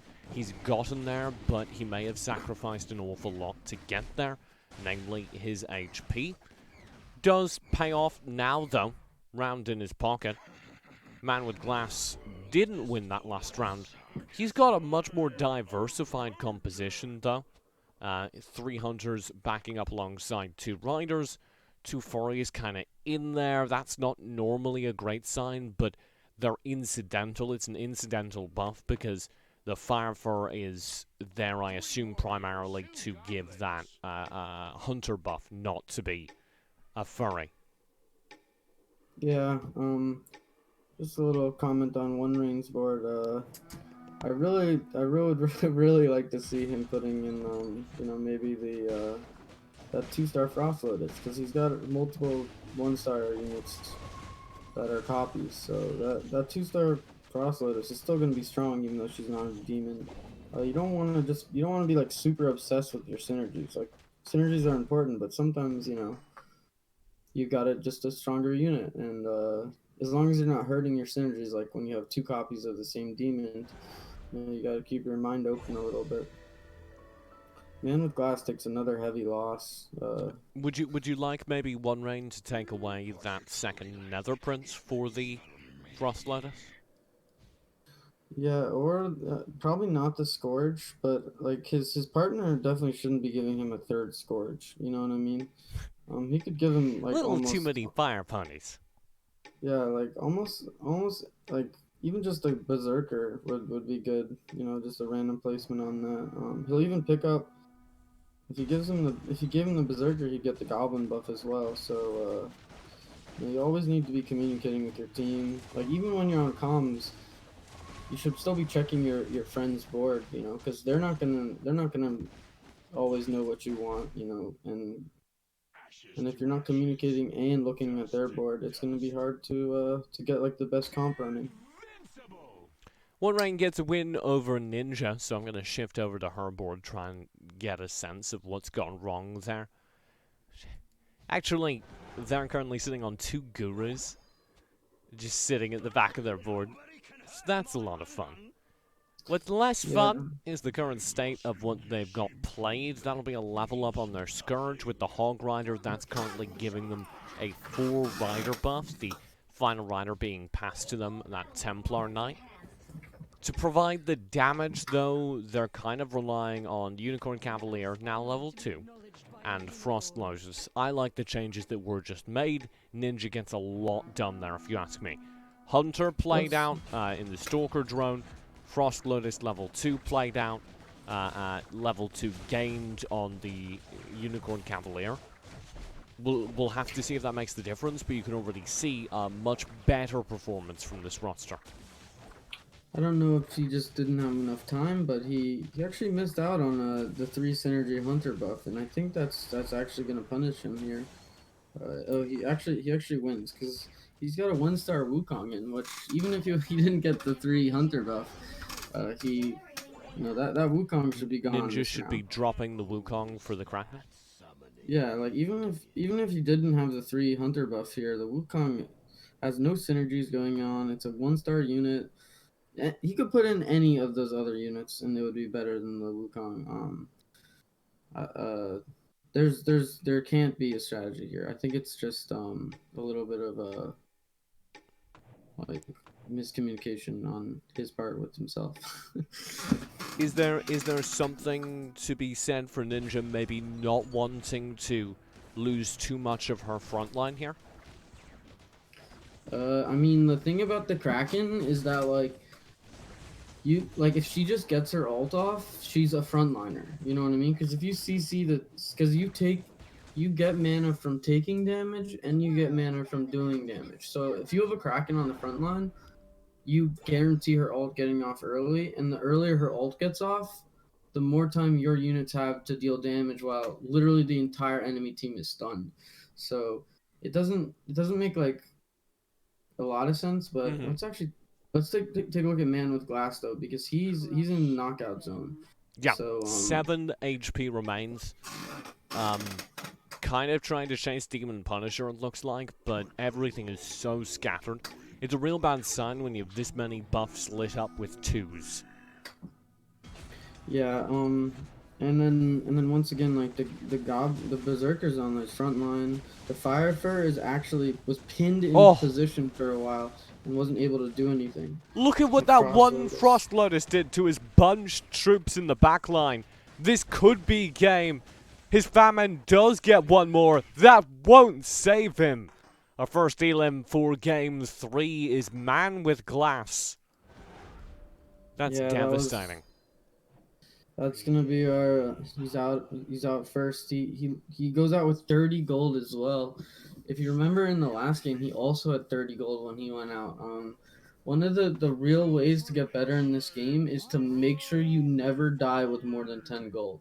I really suggest that's like once you get to that knockout zone, when I'm talking like under 20 HP, you unfortunately basically have to ride 0 gold until you get an extremely strong composition. So that's one of my best tips for getting better is make sure you never die with a lot of gold.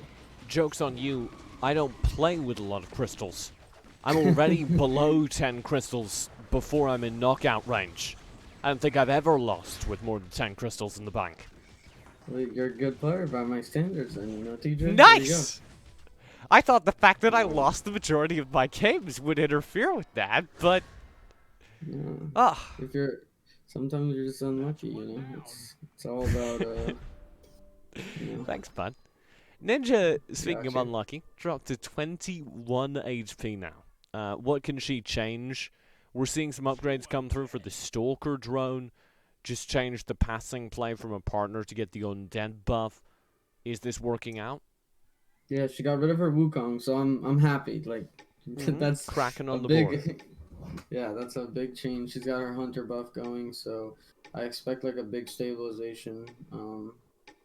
We jump over to One Rain real quick. I really wish that Man with Glass had given him a different had given him the Berserker. Like even the 1-star Berserker would give him the Goblin buff, you know, and then the Punishers with the Goblin buff is just juicy, you know. Poor Ninja. dropped even lower with a loss there. ATF iKillshot knocked down badly by Brilliant. Wasn't in elimination zone before. Now at 12 HP, the lowest player on the card. Yeah, a troubled few is definitely struggling. They're troubled right now, you could say.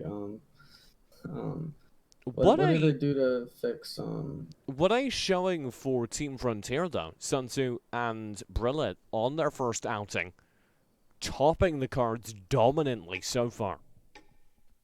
Yeah, this game could end very soon with in the next like 5 rounds, even with them pretty much contesting best friends after only playing 1 out of the 3 games. So we have a pretty close competition, I think. iKillshot. It is close. Will be in trouble here. This gets dangerous. The Famine's going to do the damage. Oh, the Kraken doesn't get their ability off. And just like that, 5 HP remains. Chrono got slapped by Sun Tzu. That was a 6-0 loss. Now 9 HP on Chrono, the champion of the previous 2 games over on the Best Friends squad. This is looking real dicey for a lot of teams. Basically, everyone except Team Frontier, who came in as the substitute players just this game. Yeah, Brilliant though, you know, he's got a lot of HP, but he's got no economy. He's level 7. He has a lot of HP to ride, you know, for sure, but it's, oh my gosh, though, he's got 2 furries that are 3-star. I have a very low opinion of Banger. That's the furry warrior, the one cost furry warrior. But you know, if you get any unit to 3 stars, you got a pretty good unit right there. You know, Yeah. So the difference just between the HP pool of a 3-star character and a 2-star character is absurd. Yeah, it's basically 4 times the HP of a, because they literally just double both times. So 2 times 2 is, you know, 4. So they've got insane HP pools. You know, their attack damage is basically 4 times that as well. So they you know, those I'm one gonna be real customers- with you. 2 times 2 equaling 4 is the kind of analysis I come to you for. call me Mr. Math, you know. Uh-oh. I'm here for you, iKillshot in a lot of trouble here. The Kraken ult did land. The Lilith can't 1v3. He's fine. Ninja in a similarly low position, but the first player to fall this round is Chrono. Ninja needs to stay alive versus 3 stars, can't do it, and survives with 10 HP. It's close. We got a troubled few is hanging in there, but One Rain could possibly get knocked out before the 2 of them. He is running a Punisher build, so he's gonna be very strong. He got the Lilith to level 3, so that will absolutely destroy the enemy backlines with her AoE ults along with the Punisher buff. But I don't know if it'll be enough if she ends up going against Brilliant or Sun Tzu with their like super beefy builds. Richer Sun Tzu, is the call for Ninja. iKillshot against One Rain against Brilliant. We'll stay with Ninja on 10 HP for a moment. That round seems to be stable for them. Also stable for iKillshot. One Rain hasn't got his win. There's Brilliant overwhelming him. One Rain to 10 HP. Ninja on her board is in trouble, but things are stabilized. That means all of a sudden, One Rain looks like the player in the most trouble on this card. Brilliant actually just took 22 damage that round as well from Killshot, I believe. So ATF has low boards, but I'm looking at the synergies they have, and like the human buff, the undead buff, the warlock buff, and the goblin buff, along with the 4 rider and 3 hunter. That is an extremely strong team comp, and the way they've got them cornered, I think is going to work against just about everyone except Sun Tzu with the General of War, because there's not much CC in any of these team comps. Uh-oh. So Ninja against Sun Tzu. Does seem to be holding. One Rain playing against Ninja. Not having a great time at all. He will be eliminated here. There's no two ways about it. Ninja's got their hold. Kill shot, stable on their board. The first team eliminated. The only team eliminated on round 23 will be Rainaholics. They gain no points game 3. wow, so it looks like we're going to Rainaholics is nearly out of the running for first for this competition, but they still have a shot at second with some of the points they've got in the last few rounds. Meanwhile, Richard's just slowly losing health, and Killshot and Ninja have both won their past 3 games. So yeah, Brillet just took another hit. 43 HP now. Playing versus iKillshot and doing pretty well. We'll keep our eye towards the boards of iKillshot and Ninja. iKillshot actually properly in trouble here, but you can see the damage adding up for his backline. Ninja not even threatened. iKillshot controls the situation. Brillet gets hit again. It's iKillshot who comes out on top and slaps him with an 11-0 scoreline. The team that looks so untouchable is now not nearly so, as Brilliant has given away the vast majority of their HP and is sitting on just 14. Richard did lose his round narrowly. That means he's at 19. I thank you for crush. yeah, Sun Tzu still has quite a bit of HP, so they're still in the running, to possibly contest best friends, but now that Brillet's just been losing all this HP, I truly believe it's because he's sticking with the furries. We mentioned earlier in this series in match 1 that the furries, the buff is great, early, but like now we're on round 25, and he's unfortunately got 2 3-star furries, so he wants to hold on to them, but I don't know how much they're really giving him, as we can tell from all the HP he's been losing. He's, it seems like, trying to focus on his warrior buff, maybe add a few beasts to the comp. Ooh, I just got a crash. Alright, so try and keep you guys updated then. We just finished the PvE round, so we're not missing out on too much.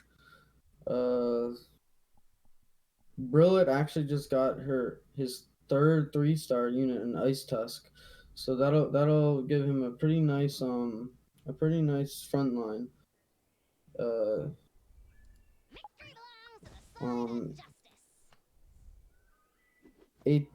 And then he also got to level 8 too, so that'll give him an additional unit on the board. He actually gets up to the 4 beast synergy, and this will definitely help out quite a bit. We're back in.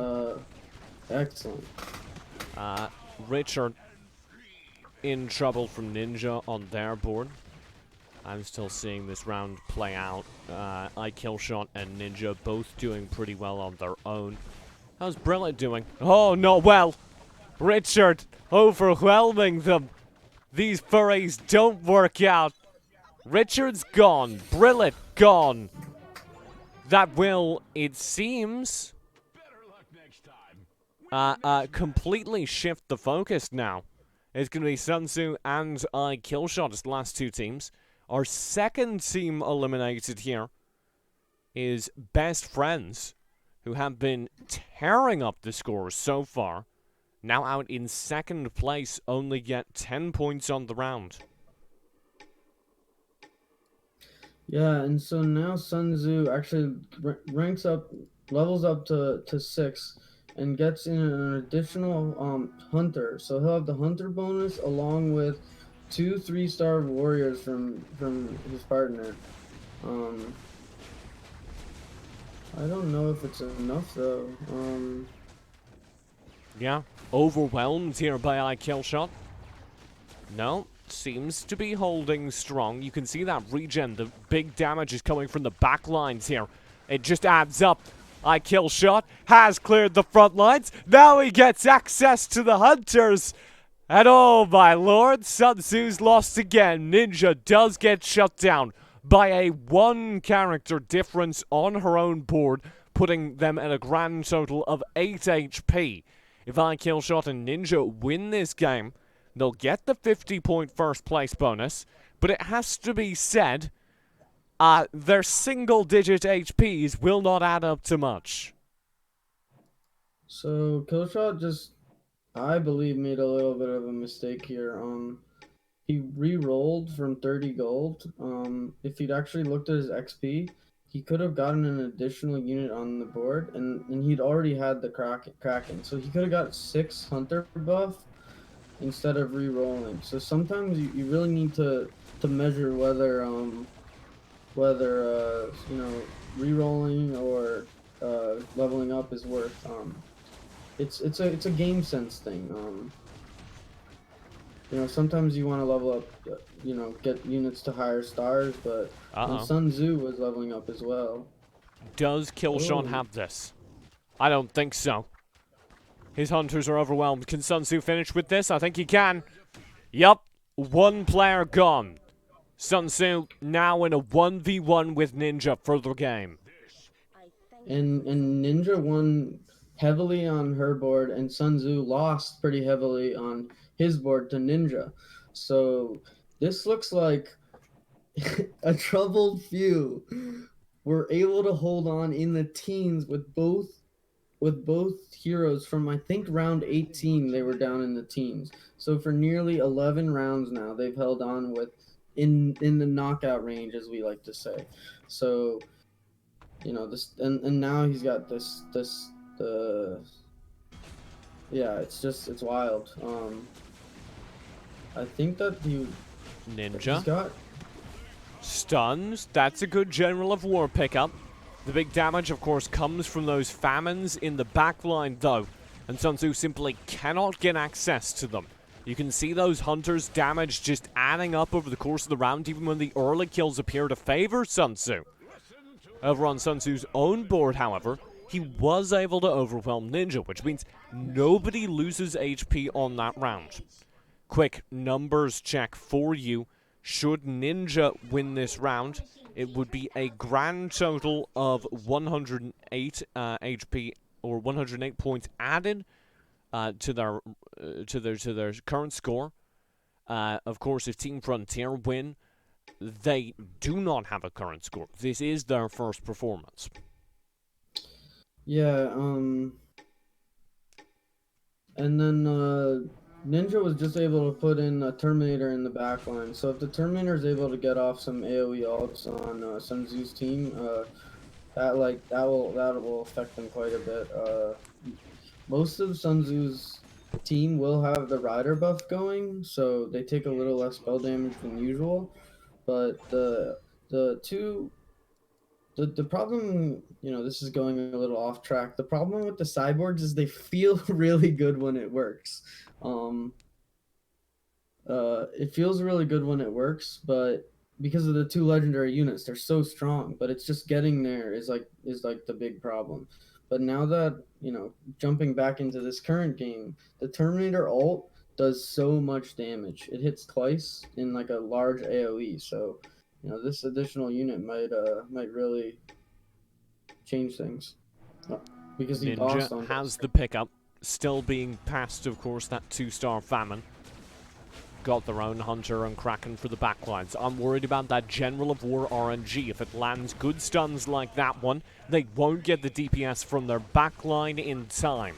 General of War will not get a second cast off. Interrupted. You can see the benefit of that Terminator harassing the backline. He's got the win on his board. Sun Tzu on their own board should not have this. It's very close, however. It's going to come down to a 1v1 between a Goblin Rider and a Stalker Drone, and nobody wins! The martyrdom on the Goblin Rider takes out the Stalker Drone. Sun Tzu's HP doesn't go down. Ninja's HP doesn't go down. Yeah, and if you actually so ties in this game actually count as a win. So he continues his win streak. he's just looking pretty lucky here. But that was a little close. That was a little too close for comfort, you know. Sun Tzu ends up getting a 3-star famine on his board now. Oh, So this can really change things. Meanwhile, Ninja hasn't had any board state change. no. We'll see Neither how of this them have much goes. money to work with. Ninja cannot afford a single loss here. You can see that she's still holding strong. That is a solid frontline General of War ult, but the frontline's not the problem, as demonstrated when the Terminator chews through the backline. Over on Sun Tzu's board, he landed a good backline General of War, but it didn't matter. This could be the game. It barely isn't. 9 HP, no. even across the board. I don't think Sun. Let's take a look at the positioning, because this is where things really start to change. You really want to get like that Hog Rider dying early. So I'd really like him to switch the position of his Scourge and his Hog Rider, because if the Hog Rider is able to AOE stun, or sorry, I'm talking about Ninja's board, unfortunately. So this would help him win even more, as a matter of fact. If that Hog Rider can die early, he'll give him AOE stun. Let me jump over back to Sun Tzu's board. He's got the Kraken in now.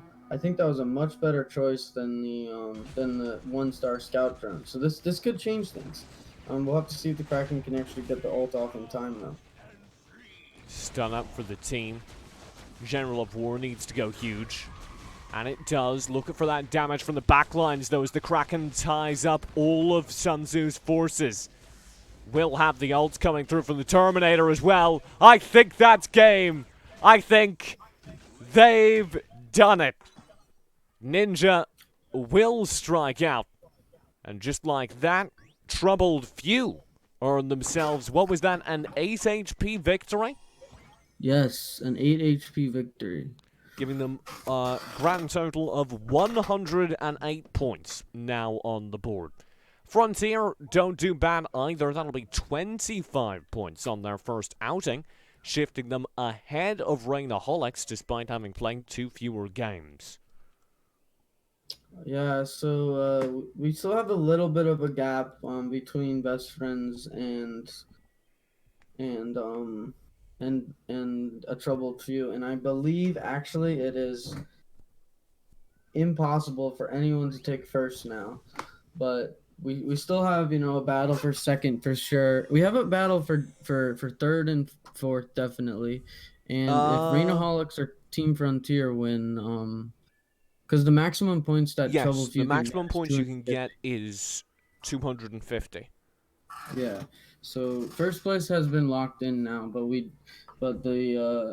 but honestly, even second place is up for grabs. If either of these other teams, Team Frontier or Rainaholics, end with more than 40 HP, I believe they'll pass a Troubled Few. So we still have, you know, a series to go. You know.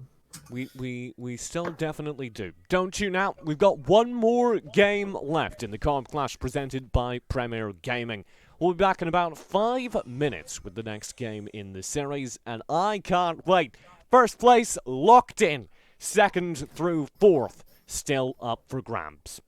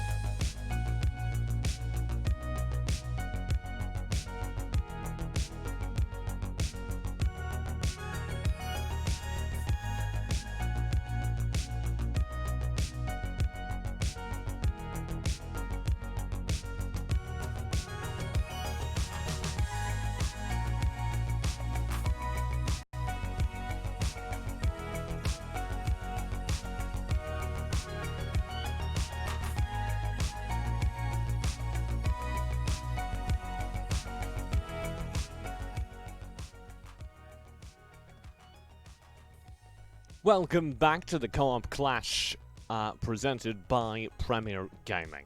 We've one game left of the 4 played tonight. My name is TJ, still alongside Devil for Game 4. Devil, we've locked in the first place. It will be best friends.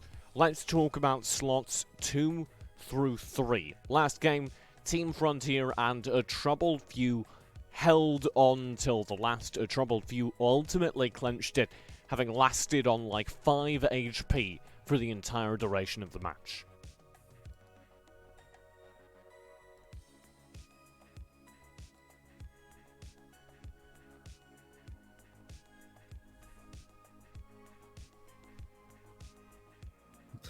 Synergies like need to be built up, and you know they ended up losing, you know, almost they lost 150 health in the last couple of rounds because of how strong A Troubled Few's team comps ended up being. Yeah. It was a good match, you know.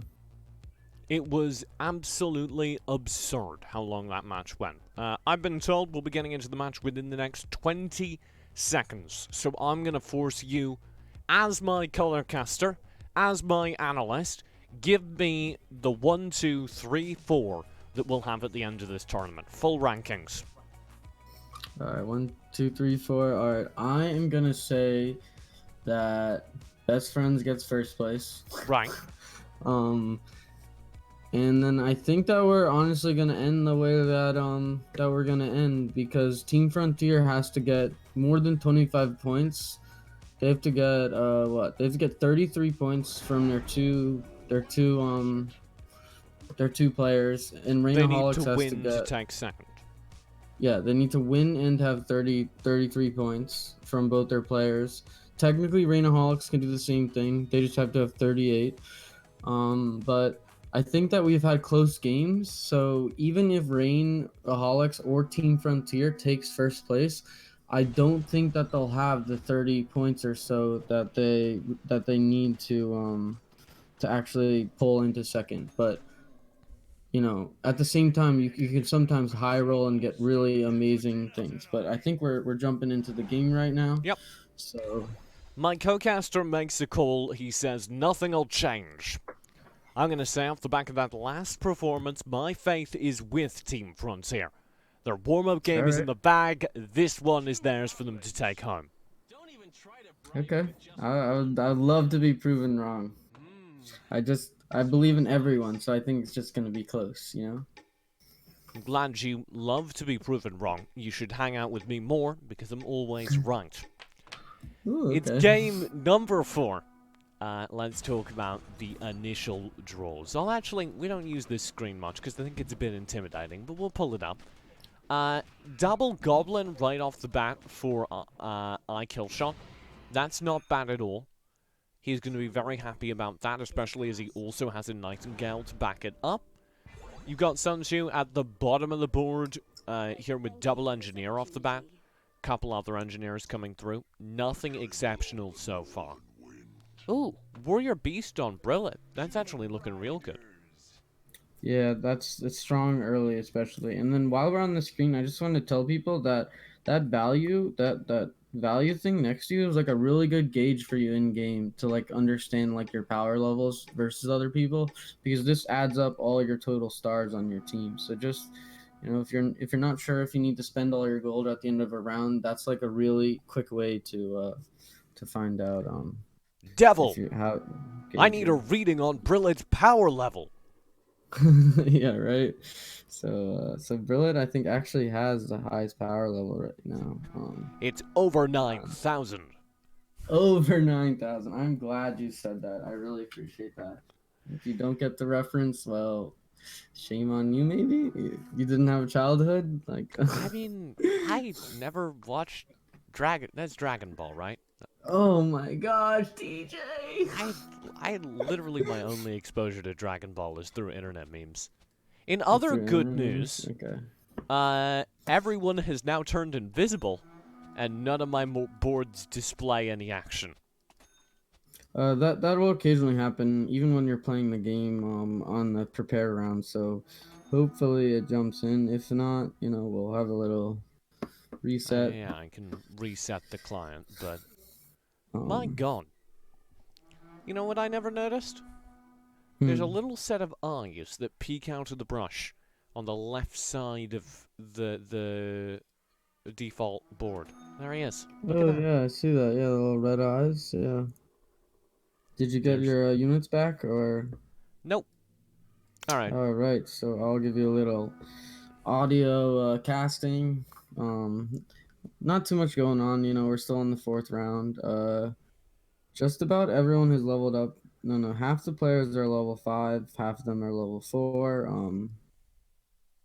If you're going for win streaks, you definitely want to be in early. You want to hit that XP button early. If you're rarely able to accrue interest in the first like 5 or 6 rounds, so leveling up is fairly strong. We're back. Welcome back. Brilliant. Despite my praise for his early Beast Warrior comp, struggling here, lowest on the card, 89 HP. Do you have any reason for that? He did just swap out of it.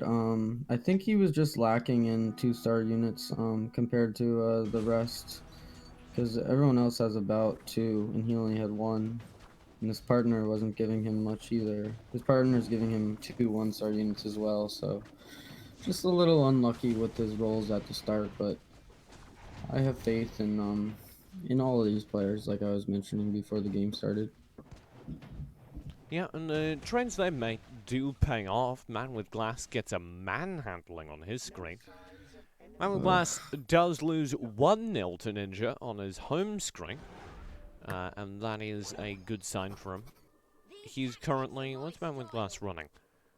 I'll keep my eyes on Elf trouble with a backline of 2-star Famine. Huh. Basically, nothing. The elf buff doesn't mean much. I mentioned this a little earlier. It means stuff when you're running it with, like a warrior buff or like a knight buff in the front, but the elf buff by itself isn't as tanky as you'd think like dodging attacks is. It's kind of like a bonus like Ocean Rider or Oceanborn Here until you get is... the 6 buff. yes, it's quite intimidating once you get to 6. Here is a round against Sun Tzu. You can see the big weakness, of course. There's some AoE magic damage, but it does look like Man with Glass still comes out on top. I can Ninja drops around to Chrono. That puts her at 86 HP. We can investigate what exactly is going on that board in a moment. This'll be Human Sorcerer real early on with the Famine as the backline. But right off the bat, kind of a weakness. I'm spotting there isn't a whole lot consistent in the front lines. Yeah, these teams are definitely struggling quite a bit to develop a front line this game. Except Sun Tzu, who apparently has a front line this game and isn't. I guess there's such heavy backlines in some of these teams that the warrior buff just isn't quite doing it.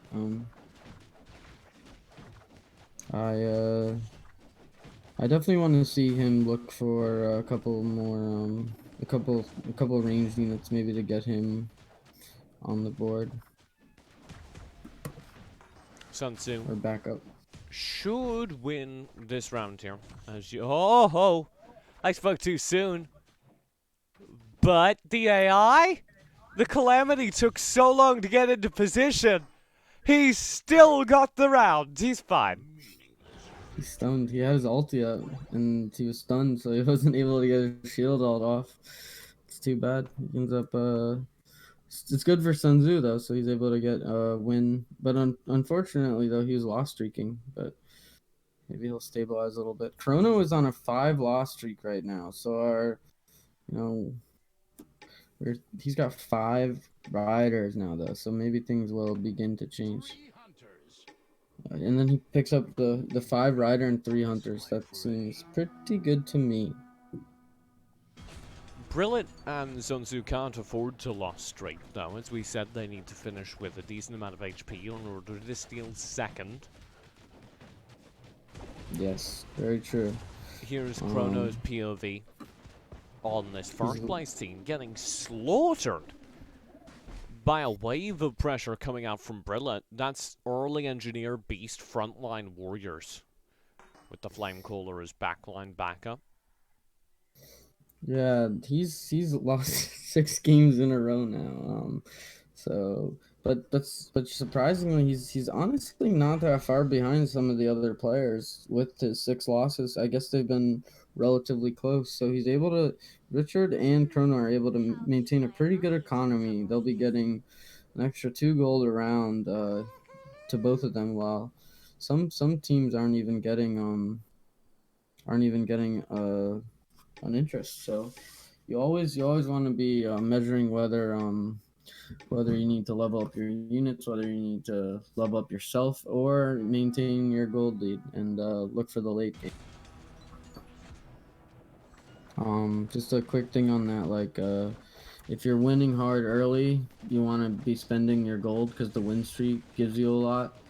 If you're losing hard, you don't necessarily want to spend as much, but in this format it changes a little bit, like we've mentioned a few times, because your health is part of your points.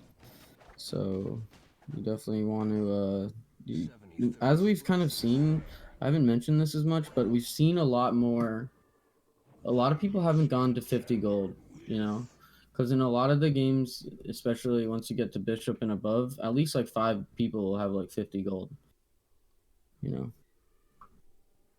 Do you think that's entirely as a result of the rules changes? I think it's that, but then the other thing is that like when a lot of people are going to 50 gold, like nobody has strong boards either. You know what I mean? Because everyone's saving, and then that's kind of it's different gameplay too, because it's a lot slower paced. You don't have to re-roll because not everyone's re-rolling like they do in some of the lower games. It's I think the rule change does affect it quite a bit though, because you can't afford to lose health. OneRain is losing health anyway, though. He's got Elf Druid as a startup. Not really much beyond that. Does only have one summoner in that Everbloom. I'm a little bit worried about this. Yeah, and then Man with Glass is also rocking 6. He has the 6 elf buff though, Nice. but he doesn't really have a front line, which is unfortunate, of course. Ninja is against Chrono now. We'll have to see if he now drops to the last place. Looks like he might be. I think this is a good sign for Man with Glass. You can see now that he has that 6 buff, the healing just kind of working out. Unfortunately, Yeah. Brillet seems to be overwhelming those defenses. Unicorn Cavalier, a force to be feared. Will land enough. The stun takes forever. Flamecaller comes out. My God! The That was a lot summons, closer the than you wanted. pets save the day. Yeah, so he just squeaks by with the win. That Flamecaller is such a strong early unit. Hadouken. Yeah, Hadouken, yeah, exactly. But now we have Sun Tzu actually in. Oh no, Ninja is a little lower, but Sun Tzu has less gold. Brillet has Ninja actually is in used up a all the spot economy. of bother. We'll phrase it that way. Looking for the 6 rider buff real early. Backline damage is coming through 3 hunter buff. Yeah, so like people like to keep their like I really don't like to have an odd number of knights, to be honest. Because especially when they're 1-star, the rider buff doesn't. Sorry, I'm calling them knights. The rider buff doesn't do enough on a 1-star unit because you need HP to make the rider buff work. So if you're only a 1-star unit, the rider buff just isn't gonna work. So I would like to put in more damage. So she should be playing the Famine, the 2-star Famine that's on her deck instead of one of those frontline knights? Yeah, absolutely. I didn't even see the 2-star famine. So yeah, the 2-star famine is also gonna benefit from the hunter buff. Uh, like maybe even yeah. So I would probably just take out the scourge to be honest. Because they're using the undead buff and she's using the undead buff and the human buff. So the scourge isn't really doing much, you know. Kind of stunning occasionally with the ulti, but that's the famine would just do far more. This is why we talked about this a little bit before. Is that your synergies are important, but like over synergizing isn't necessarily, always the plan. You got to trade off sometimes with just strong units. She survives here. A couple key upgrades get Ninja around.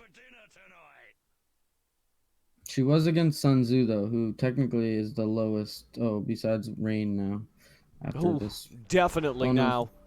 Richard Yeah. slaps him. Sun Tzu's got a warrior frontline still, but it doesn't seem to be keeping up with the times as the beast the furries aren't holding, and there isn't enough damage behind this lineup either.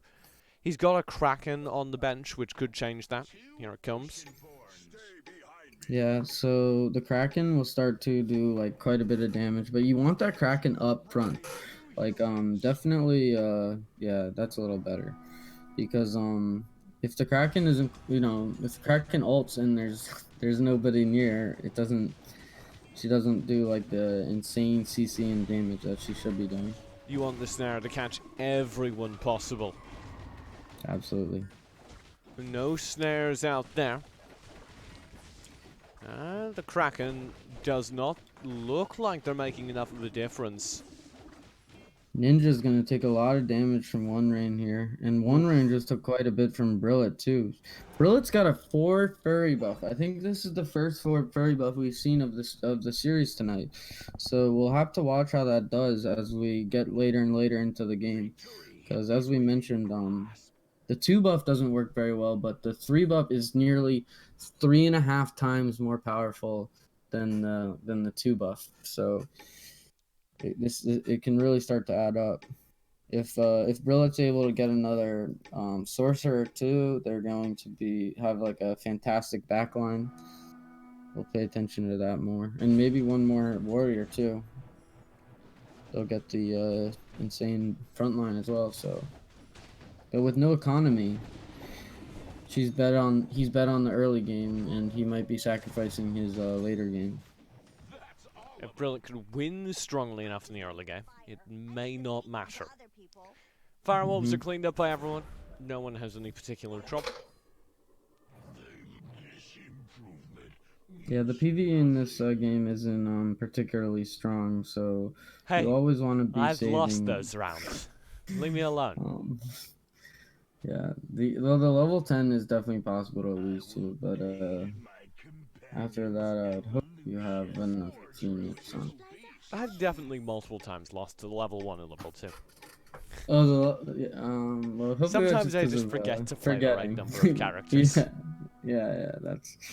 I am absolutely famous for not putting in any units on the first round, so, and that really matters, cause because in the last few games, some people are holding on with like 1, 2, 3 health, so losing that health at the start can matter. Not to mention the items you don't get. It looks like Ninja just lost quite a bit of health to Brillet. 10 pieces on the board, nearly all 2 stars. So Ninja is now in oh no, Sun Tzu is even lower actually, but he's now got his 6 warrior buff. Will that make a massive difference for you? He's burning all of his gold for rerolls. Well, the 6 warrior buff and the 3 warrior buff did both get buffs, I believe. So even though the 6 warrior buff wasn't exactly in the patch notes, so that will do some bonus armor.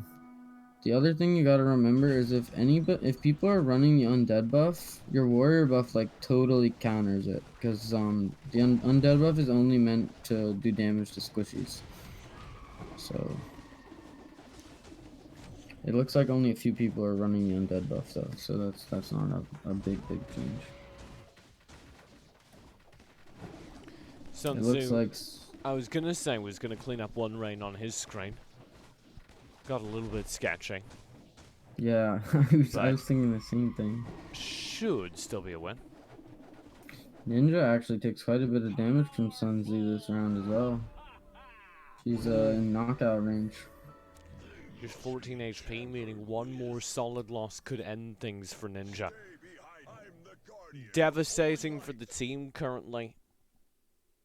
In second place.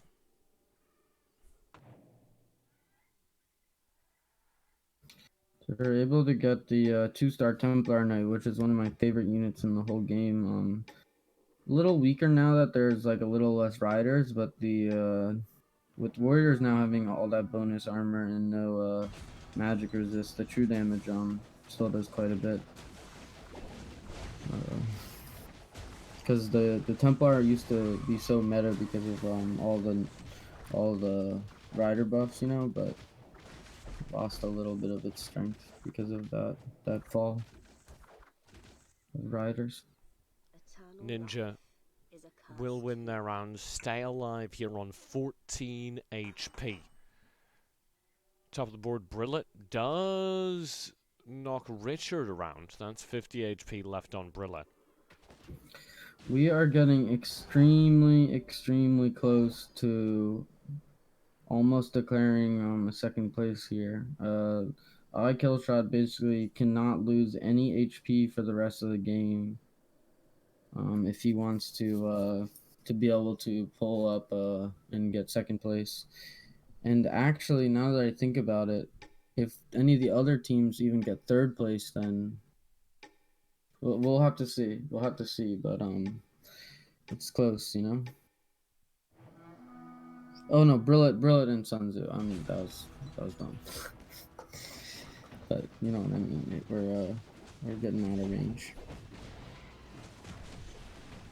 One Rain, watching his conflict against Sun Tzu, does seem to have that in the bag. Ninja also in control on their own screen by the looks of things, but Killshot is not. This is going to be quite a large loss unless his Unicorn Cavalier cleans up a few. It won't. 21 HP left. Yeah, and One Rain also takes quite a bit of damage from Sun Tzu as well. So, Man with Rainaholics, yeah. Oh, but Man with Glass was able to have a very convincing victory versus Brillet. So maybe he's very stabilizing. Let's take his build. He's got the 4 Druid buff, the 3 Elf buff. He actually pivoted off the 6 Elf buff and decided to change up his build a little bit. I think I like that. He's got some very strong units in. A few 3-stars. That's the great part about Druids. He's actually got 3 2-star, 3-star Druids in.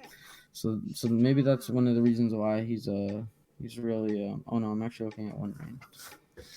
But One Rain well, Man with Glass still does have 6 elves. I don't know how that's gonna do in the league game.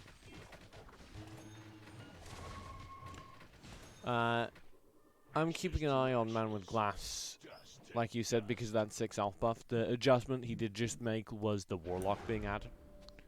Okay. One Rain is the one I think I'm a little bit more scared for. He's running Rider, kind of, Elf, kind of. Nothing really all in. He has some level ups, level 3 on the Druids, but that's not enough by itself. Yeah, his partner really needs to take out that Nightingale. That Nightingale is giving him absolutely no benefit. He's got 4 elves in, so he might as well give his partner a 3-star, right?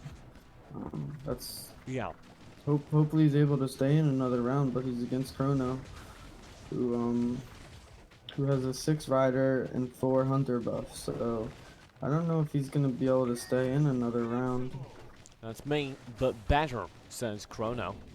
One Rain in trouble, will lose all his forces and be the first player eliminated. Killshot survives this round on a grand total of 2 HP. Wow. Rainaholics with a disappointing performance here tonight. They've done quite well in previous tournaments. Yeah, I think that they need to communicate a little more. Man with Glass kind of I don't know what could he really given his partner, to be honest, now that I'm looking at it. Maybe the Nether Princess. Nah, he has a demon. Whatever. I guess moving on. I kill shot is against Brillet now, so this might be a possible knockout. That fairy buff. You know, Yep. some of the units still have shields on. Big stun, big silence as well. That furry Starhorn paying off. Here comes Brillet to clean up the back lines. Do they have the damage? I suspect so. Flame Cooler comes through. Big burst. Good hold from the Lilith. I kill shot. Can't do it though. Not like this. His backline damage. It's there, but the silence will slow things down. Do we have another? Flame Cooler. It's through. They've got him. I kill shots out. Ninja's got 3 HP. Jeez, this is it looks like they might get knocked out, and if they get knocked out here, they will get 0 points, making it very much possible for our new team here, Team Frontier, to pull up and get a potential second place after only playing 2 rounds, which is quite impressive, to be honest. They will still have to defeat Best Friends, so I'm excited to see how this 8 warriors. Sun Tzu at the moment actually has all 8 warriors on his board. Ninja on their board in trouble. You can see the effect of those Krakens. It is not enough, just their drone. He2's gone. Ninja's off the board. ATF and Troubled Few get no points on the round. They do for sure secure 3rd place, though. We'll see if they're able to hold on to their 2nd place, because things can very much change up in these in this format. Man with Glass is slowly bleeding. He just lost the last round. He's still running the 6 elf. I think that the Warlock buff was helped him a little bit, but you know, for the sustain along with the dodging. But I don't know if you can sustain through like all these warriors and, you know, rider comps that have like even more sustain than elves now. So I suspect he might be out in this next round to Billet. Good AoE stun through. I'm loving the Starhorn combo right now. With the Brillet's general really war, showing how absolutely. powerful that furry sorcerer is. And there's the flame coolers as well. That is it. Man with Glass, you poor boy.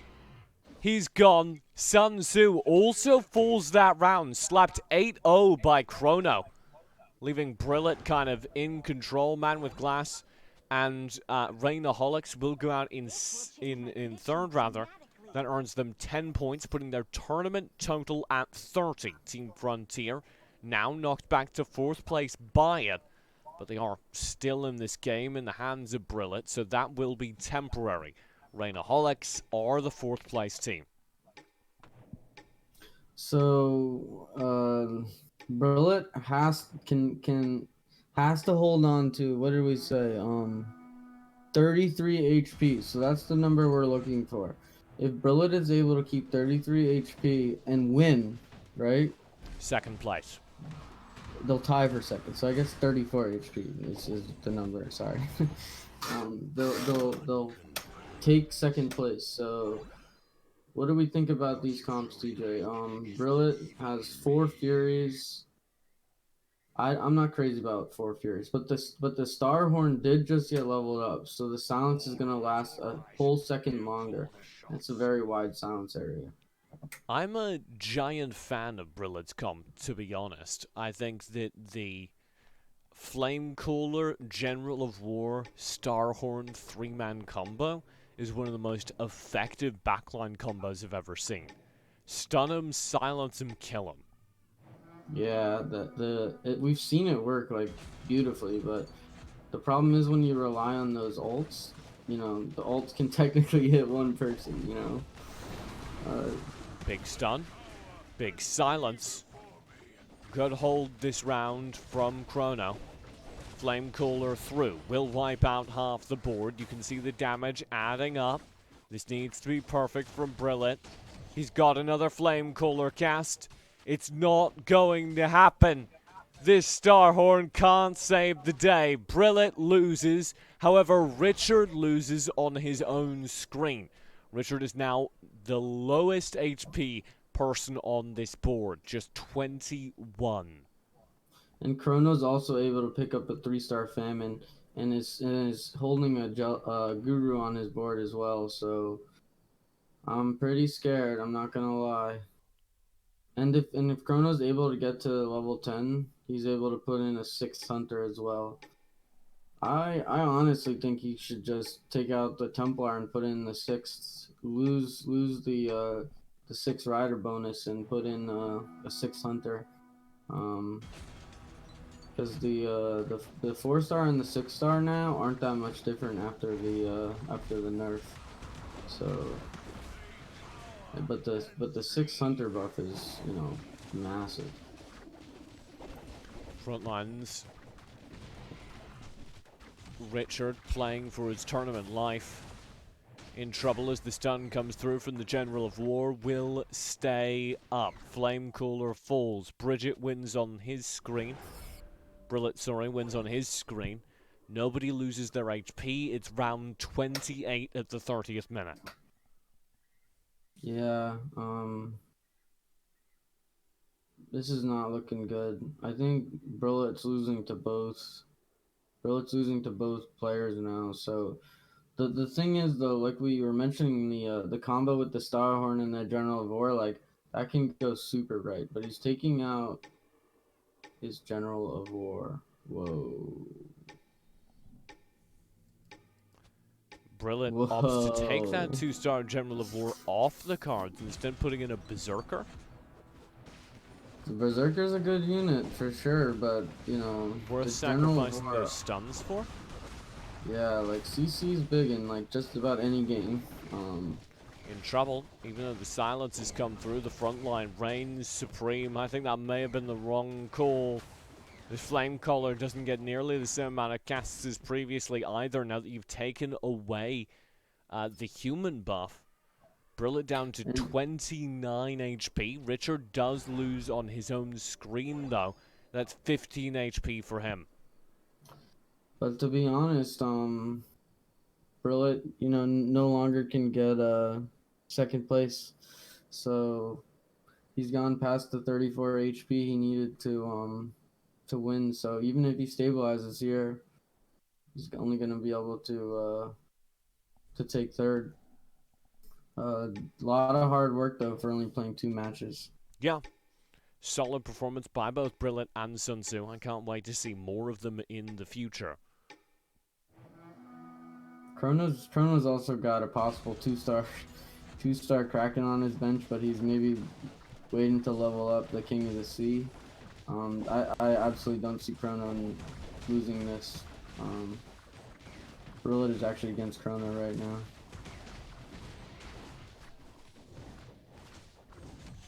Yeah. Chrono deals with the stuns pretty well.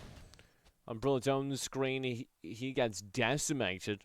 6 points in favor of Chrono.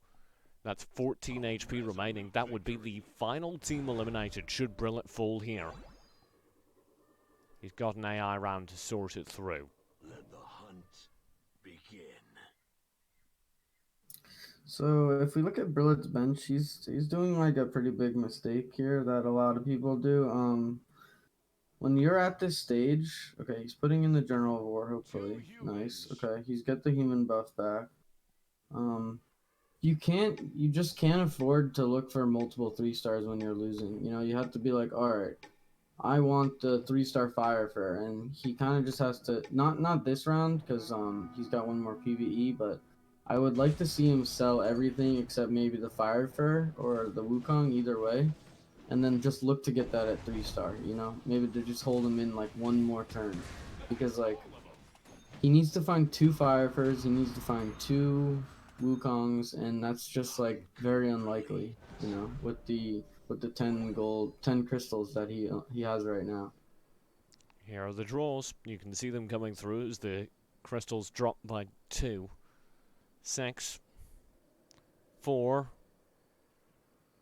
You better have a good price. Got a right Fire Fur. away. Nothing else. Do you sell anything? Do you go mad here? Well, you definitely sell the Berserker. Okay, he sold. Let the hunt. I He's able to level that up, but that doesn't matter. He needs to sell. He needs to sell the Wukong and the Banger and the Berserker. Let's, 2 attached to his mentors. Yeah.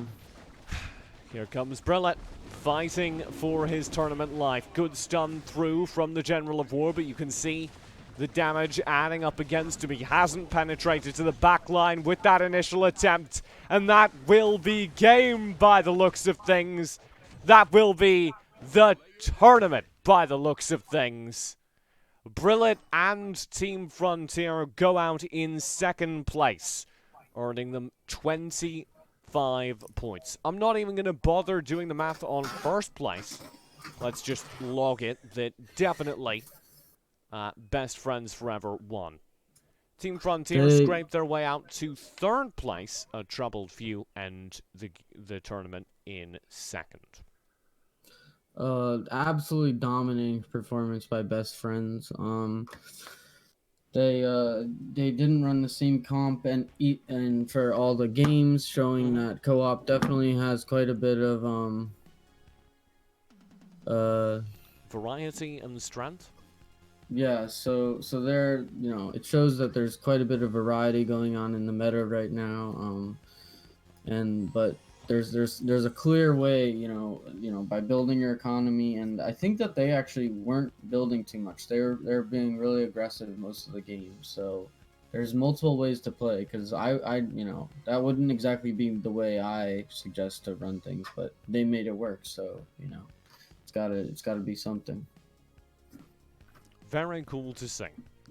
Just as a final reminder, of course, that is Best Friends Forever, Richard and Chrono, who are your champions for tonight. Congratulations to them. It wasn't even close, like I said. I'm not even bothering to do the final math, because the number would be big. It quite possibly would break my capacity to represent numbers on the scoreboard. Thank you very much to Premier Gaming for running tonight's tournament. If you'd like to play in the tournaments upcoming, I believe including next week, you can do so at their Discord server, which is linked just below this Twitch channel. I'd also encourage you to follow the stream so that you can be alerted to all of the broadcasts that happen here. My name is TJ, but it was Devil providing the vast majority of the knowledge tonight. You stream this game. Where can people find that? So primarily I'm looking at YouTube right now, so I'm on youtube.com/WilliamPWare, but I will also be trying to get a more scheduled Twitch stream at twitch.tv/devil_heroes. I look forward to seeing some of you guys, and I just want to really thank TJ for doing such a great job carrying me and my monotone voice through this cast. I appreciate you providing the knowledge and hanging out. Of course, I'm TJ. You can find me on Twitter and Twitch at eSportsTJ. I do production and casting, and occasionally, against my lawyer's recommendation, I too stream this game. Thank you very much for watching. Once again, please do head over to the Premier Gaming Discord server that is linked below so that you can be involved in future tournaments. We do really take everyone. Congratulations once again to Best Friends Forever, Richard and Chrono, your champions this evening. We'll call things a day or an evening, more accurately here. I hope you, as a viewer, have a great night's sleep. For now, have a great rest of your day.